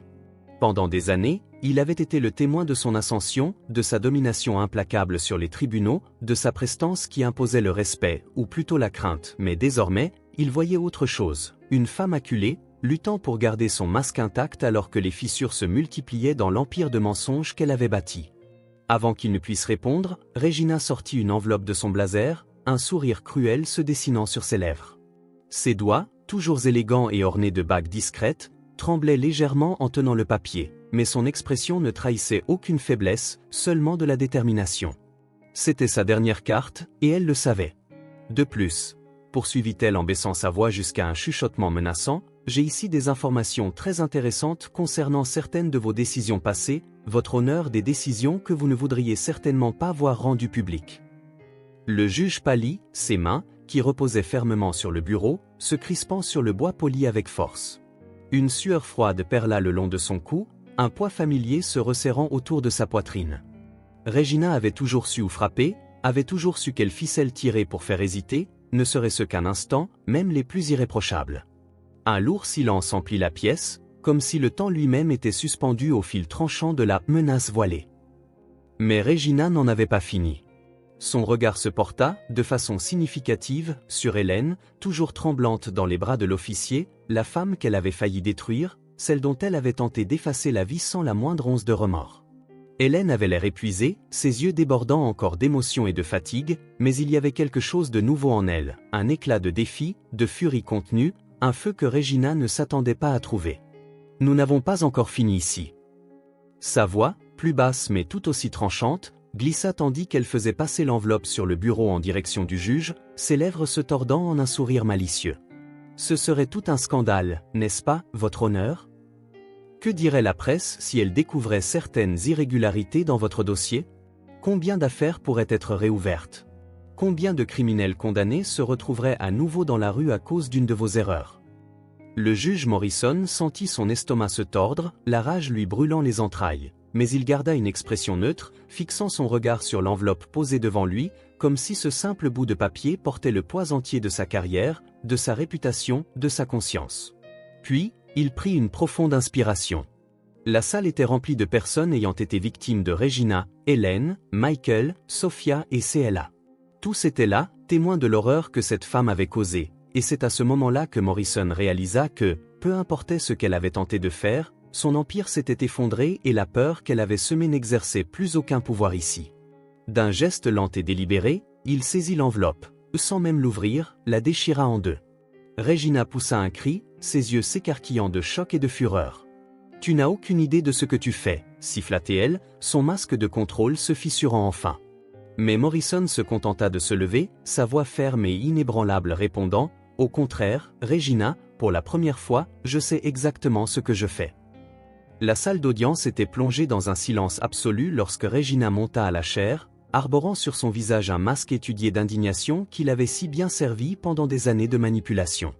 Ses talons résonnaient sur le marbre, tel le tintement d'un glas marquant les derniers instants de son règne de terreur.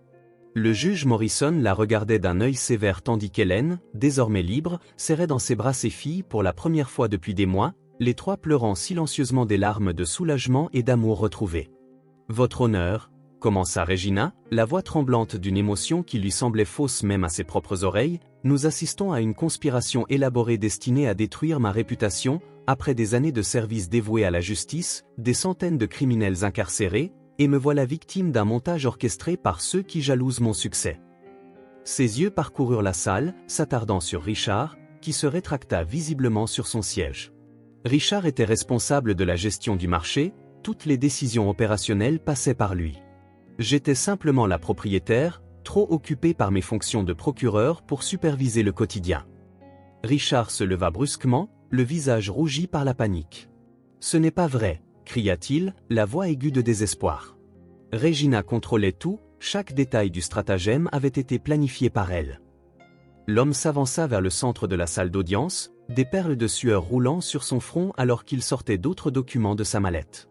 J'ai des courriels, des messages, des ordres directs de sa part sur la manière de redater les articles, sur le montant à facturer pour les produits reconditionnés, sur les employés à menacer pour les réduire au silence.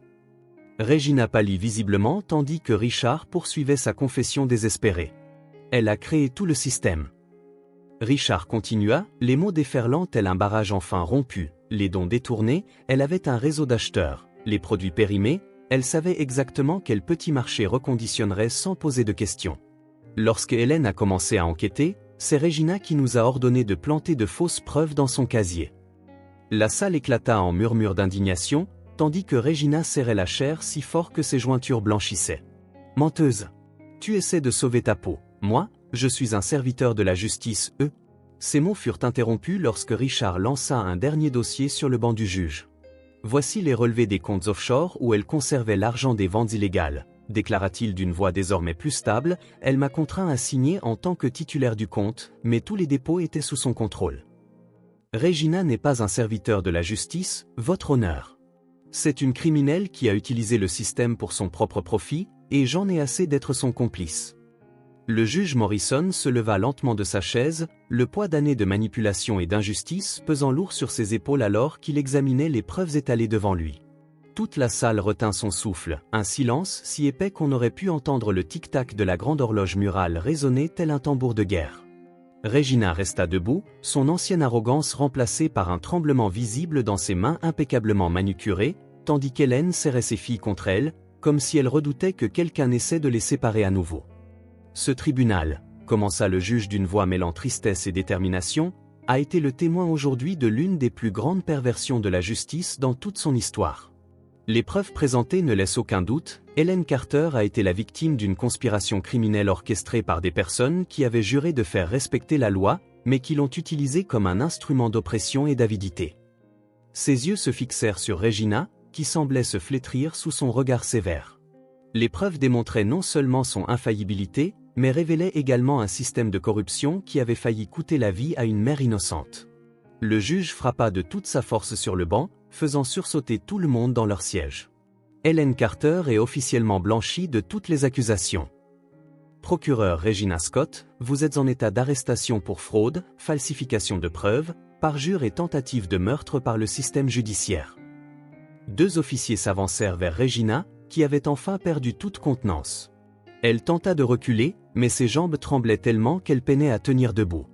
Les menottes tintaient sinistrement dans le silence de la salle d'audience lorsqu'elles se refermèrent autour de ses poignets, les mêmes poignets qui avaient signé l'ordre d'arrestation d'Hélène des mois auparavant. « Votre empire de mensonges prend fin ici », déclara le juge, sa voix pesant comme un marteau scellant non seulement un verdict, mais la fin d'une ère de corruption.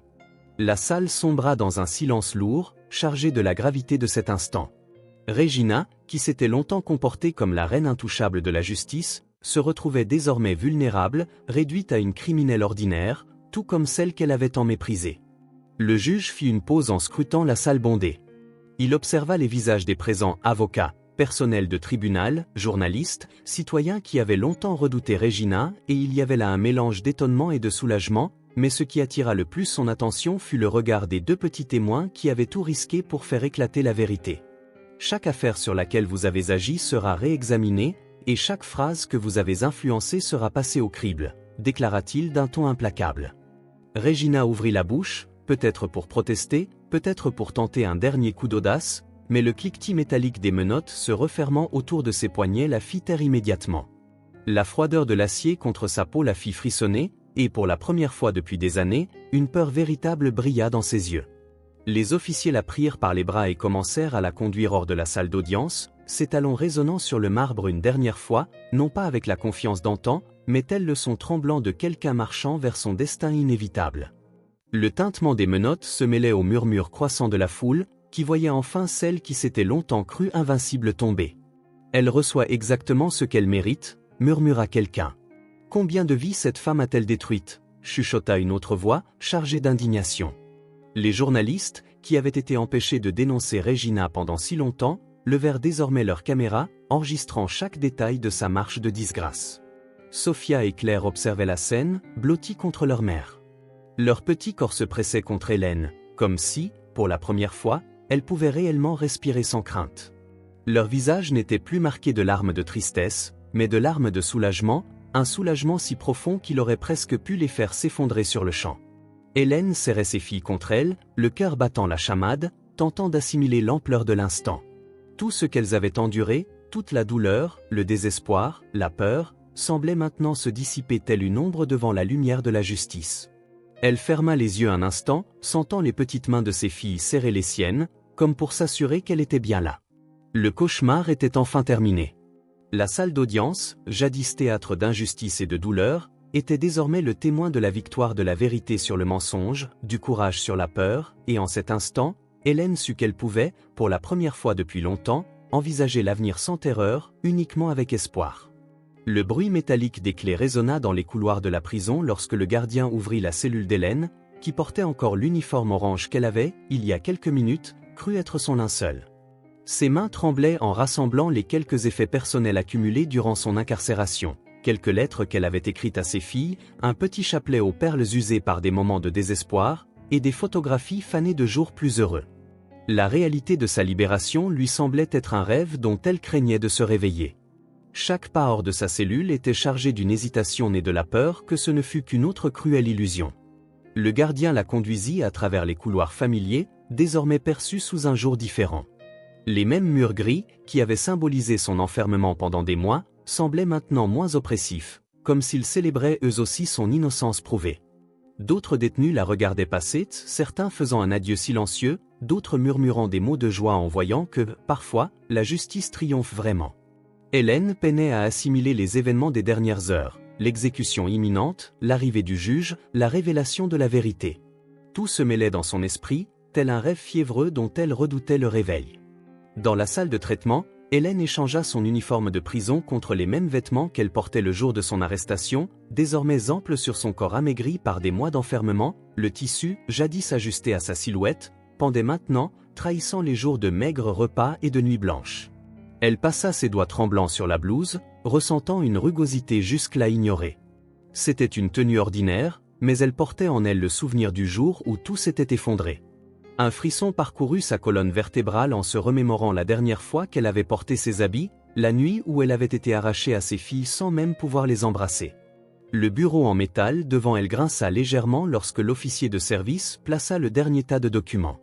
Le tampon lourd retentit avec force, marquant sa libération d'un son sourd qui sembla résonner dans toute la pièce.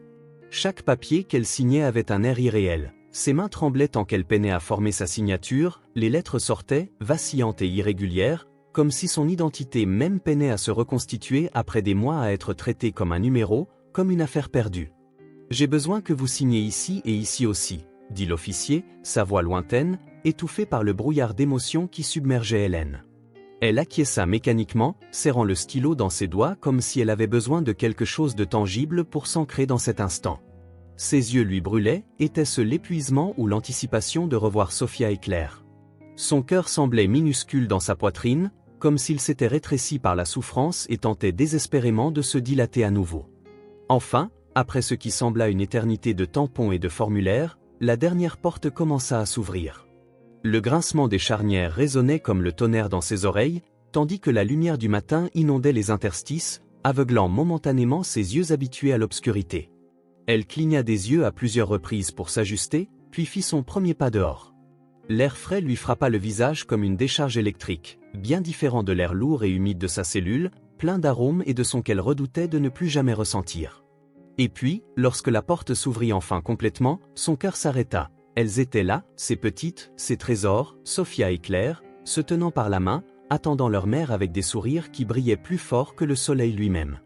Les cheveux des filles dansaient légèrement dans la brise matinale et leurs yeux, si semblables aux siens, débordaient d'espoir et d'amour. Hélène sentit ses jambes fléchir, c'était réel, elles étaient bien là. Leurs petits pieds impatients trahissaient leur envie de courir vers elle, mais, peut-être par crainte que tout ne soit qu'un rêve, elles restèrent immobiles un bref instant. Puis, comme si un fil invisible venait d'être coupé, Sophia lâcha la main de sa sœur et se précipita, suivie de près par Claire. « Maman !» Le cri déchira l'air tel une flèche infaillible, frappant la poitrine d'Hélène avec une telle force qu'elle faillit s'écrouler à genoux. Le temps sembla ralentir alors que les petits corps se précipitaient contre elle, leurs bras frêles s'enroulant autour de son torse tel des racines revenant à la maison. Hélène s'agenouilla, serrant les filles contre elle comme si elle voulait les fusionner avec son propre être, le visage enfoui dans leur chevelure douce, inhalant désespérément leur parfum, leur chaleur, leur existence. « Mes filles, murmura-t-elle d'une voix étranglée, et Sophia et Claire entendirent chaque mot, car elles étaient exactement là où elles avaient toujours appartenu, dans les bras de leur mère. Le soleil du matin baignait la cour de la prison d'une lumière dorée qui semblait bénir ce moment de réunion. Hélène eut à peine le temps de faire 2 pas hors du bâtiment avant que Sophia et CLA ne se lancent à sa rencontre, leurs petits corps s'élançant tels des oiseaux enfin libérés de leur cage. L'impact la fit presque chuter, et elle s'agenouilla sur le béton rugueux, mais la douleur lui importait peu. Tout ce qui comptait, c'étaient les bras de ses filles autour d'elle, la chaleur de leur corps, le parfum de leurs cheveux, toutes ces sensations qu'elle avait redouté de ne plus jamais ressentir. Les larmes coulèrent librement sur leur visage, se mêlant en une unique expression de joie et de soulagement si intense que les mots semblaient dérisoires pour les décrire. Hélène couvrit leur visage de baisers, ses mains tremblant en effleurant leurs joues, comme pour s'assurer qu'elles étaient bien réelles et que ce n'était pas le fruit d'un autre cauchemar qui l'avait tourmentée dans sa cellule solitaire. Sophia et Claire s'agrippèrent à leur mère de toute leur force, craignant qu'elle ne disparaisse si elle la lâchait ne serait-ce qu'un instant. « Mes petites guerrières », murmura Hélène entre 2 sanglots, se dégage juste assez pour plonger son regard dans celui de ses filles, « comme vous avez grandi, comme vous avez été courageuses. » Chaque syllabe était chargée du poids de tous ces « je t'aime » qu'elle n'avait pu prononcer durant des mois de séparation. Elle a enfoui son visage dans le cou de sa mère, son petit corps tremblant de sanglots, tandis que Sophia traçait doucement du bout des doigts le visage d'Hélène, comme pour en mémoriser chaque détail. Michael, quelques mètres plus loin, regardait en silence, sentant ses propres larmes couler sur ses joues. Au fil de ses années de journalisme d'investigation, il avait été témoin d'innombrables injustices, mais rarement d'une victoire aussi douce. Le son du rire d'Hélène se mêlant aux cris joyeux des filles était la musique la plus pure, la preuve vivante que, parfois, le bien triomphe véritablement du mal. Ses mains tenaient fermement l'appareil photo, non pas pour écrire un article, mais afin que cette famille n'oublie jamais le jour où l'amour et la vérité eurent raison de la cruauté et des mensonges. « Tu nous as sauvés, maman », murmurait Hélène en embrassant le front de ses filles, entre des mots, « mes petites héroïnes ». Sophia, réalisant que Michael allait bientôt partir, se précipita vers lui et lui prit la main, avec toute l'innocence de son âge, ses yeux, si semblables à ceux de sa mère, rencontrant les siens avec une sagesse surprenante. « Tu as sauvé notre maman », dit-elle simplement, la voix emplie d'une pure gratitude enfantine. Ses petites mains le serrèrent fermement, comme pour s'assurer qu'il ne disparaîtrait pas, comme tant d'autres l'avaient fait dans sa courte vie. Bientôt, CLA le rejoignit, s'accrochant à l'ourlet de la chemise de sa sœur, pour renforcer ce qui avait été dit. Michael s'agenouilla à leur hauteur, un doux sourire illuminant son visage, et dit « C'est vous qui n'avez jamais abandonné pour elle ». Sa voix, basse et presque un murmure, portait un poids qui allait bien au-delà des mots.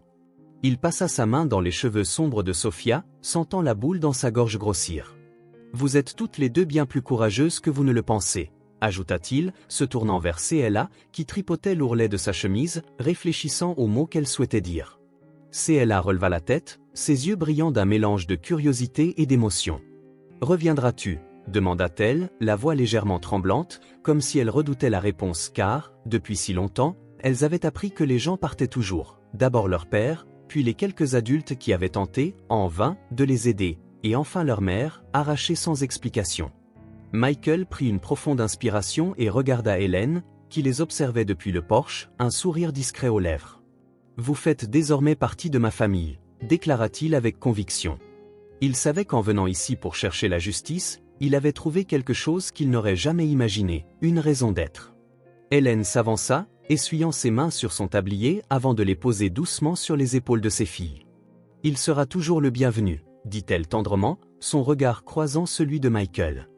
Il y avait dans ce regard un silence complice, une compréhension muette qu'ils partageaient tous les deux. Après tant d'épreuves traversées ensemble, ils pouvaient enfin respirer. Le vent se remit à souffler, et Sophia, tenant la main du journaliste, sourit comme pour le retenir un peu plus longtemps. « Avant que tu partes, pourrais-tu prendre un autre verre de limonade » demanda-t-elle, un éclat malicieux dans les yeux. Michael rit en hochant la tête. « Comment pourrais-je refuser ?» Et là, sous la douce lueur de la fin d'après-midi, au milieu des rires d'enfants et du tintement des verres, une nouvelle histoire commença.